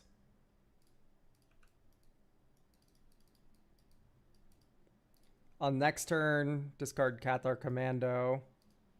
Scry 3. Or we could even flash it out, I think, right? No, we couldn't. Okay, great. Top, bottom, bottom. Next turn. And then this turn you can just go discard Cliffside Rescuer. Draw 3 cards and reveal them. You may cast them for free. Yeah, no, like this is just a bunch of small shit.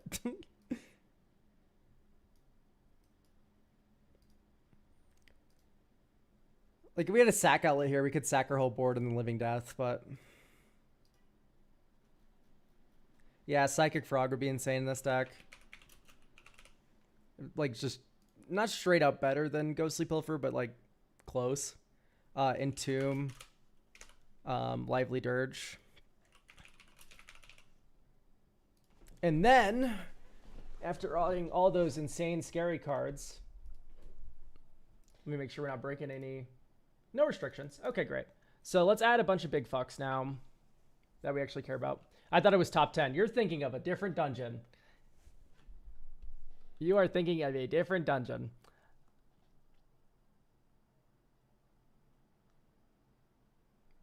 Valgavoth. Valg would be, of course, the Valgavoth is the single best card you could be putting in this deck for sure.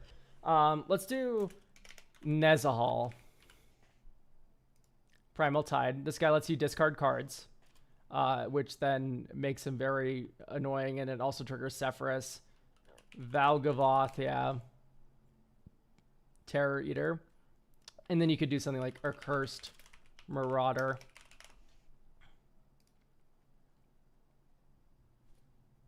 And out with Amalgam's fine. Urtai's fine, but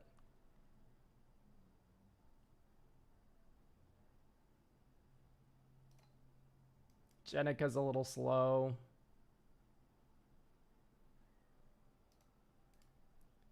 Maybe you don't need Fluctuator. I didn't feel like mana crunch at all during those games. Maybe Dungeon Delver is too much. I like Chupacabra in my Sephiroth deck. Good Astral Slide. Oh, yeah, no, that is the thing about Urtai, isn't he? He's like kind of fucking insane to Astral Slide.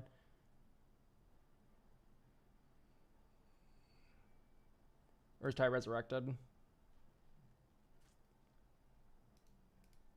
I appreciate the Zur. I just think there's better ways to go about getting these slides in play, and I don't even think we need them in play sometimes. Get drop. Drifting Meadow tapped. Next turn, Fetid Pools tapped. And then this is the big whammy turn. Actually, 1, 2, 3, Sephiroth. And then this turn, you go 1, 2, Sand Scout. Get Arid Archway. Bounce Land. Bounce Lands the Fetid Pools. And then you play Swamp for turn. And then you pass. And then you go 1, 2... Eternal Dragon to Plane Cycle. And that triggers Sephiroth. So we're going to go into Phandelver. Scry 1. Bottom. Next turn.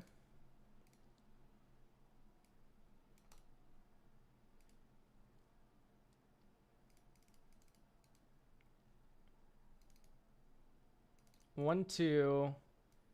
Starfield Shepherd. Mother of Runes.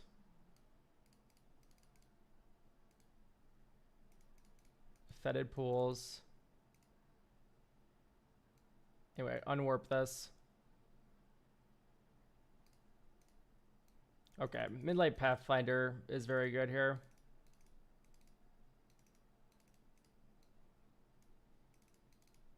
Accursed Marauder. I'll make a treasure token.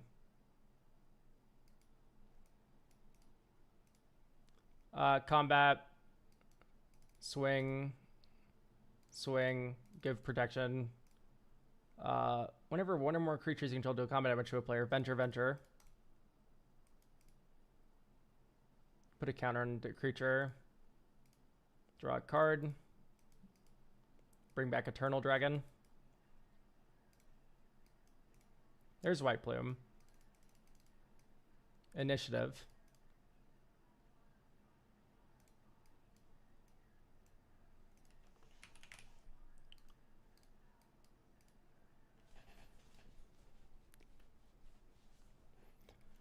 Okay.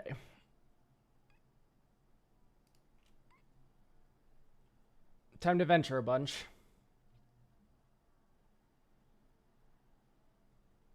Maybe I shouldn't tap Command Tower. Anyway. Think 1, 2, 3, and then that ventures us 3 times. So we'll scry 2, create a treasure token, and make a 4/1.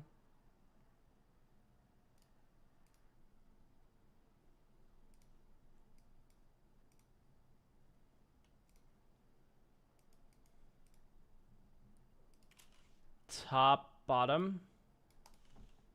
1, 2, Escape Protocol. 1, 2, including paying for Escape Protocol. Flicker. White Plume Adventurer. And we also untap everything. Anyway, top 10. 1, 2, 3, 4, 5, 6, 7, 8, 9, 10. Seasoned Engineer is tempting, but I think you do Scoin here. The good old Scoin of Darkness. Okay, see, like, the initiative pops off any deck, and it's kind of nice that you can Perplex for that as well. I like all of that.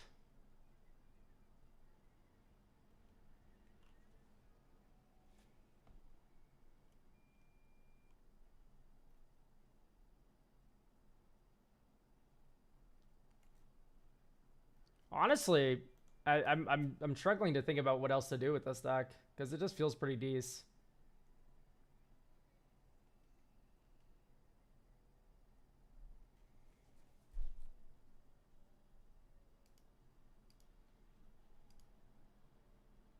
I would keep this hand even though we don't have black.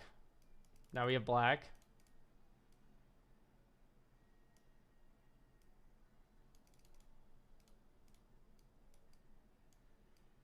Commander. The only thing is, like, it's kind of tough in games like these if you get your commander blown up after playing it on this turn. I guess you play just Vizier this turn then, and then everything's okay, but... Anyway, Island Cycle.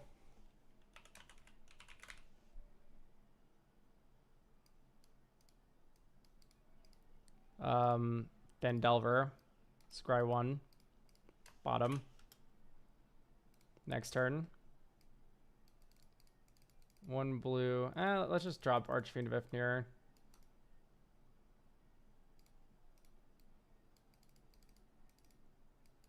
Vizier. Draw a card, make a Goblin. On your turn, Drannith Healer. Put a counter on Sephiroth. Cathar Commando into play. Escape Protocol.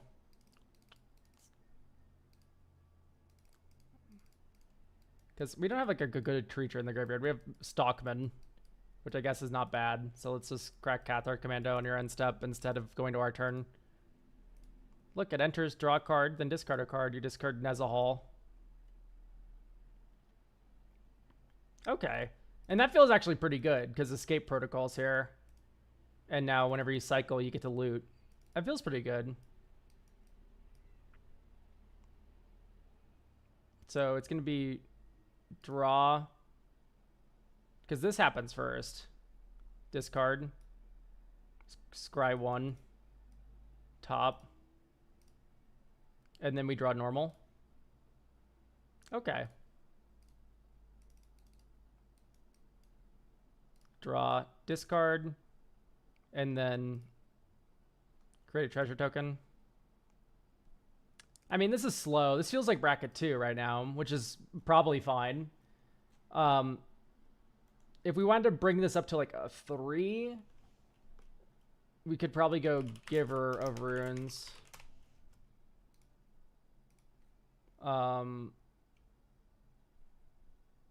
And then just rely on the mana base to be our cycling. Like, you could probably cut like all the kind of cheaper, more boring cyclers.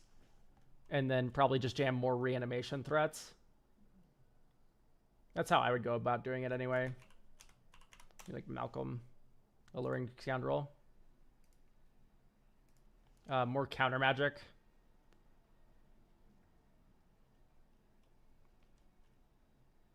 Probably, I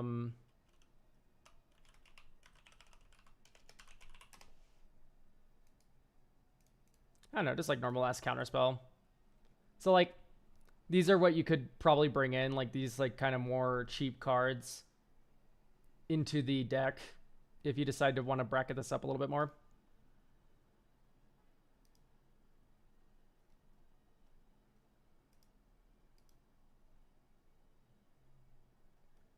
If you're choosing from hands, battlefields, and libraries, that'd be such a fucking pain in the ass to resolve. We have to like search your library and then surgical extract everything that's odd or even. It's just so much. Anyway, there is the list for this one. Hooray. Okay, that does it for us then. YouTube, thanks for watching, but we'll end the stream there for y'all. On Twitch, hang on just a moment, because you'll get to participate in a raid, which is free channel points. YouTube, check the description, by the way, if you want to get a deck review. Woo!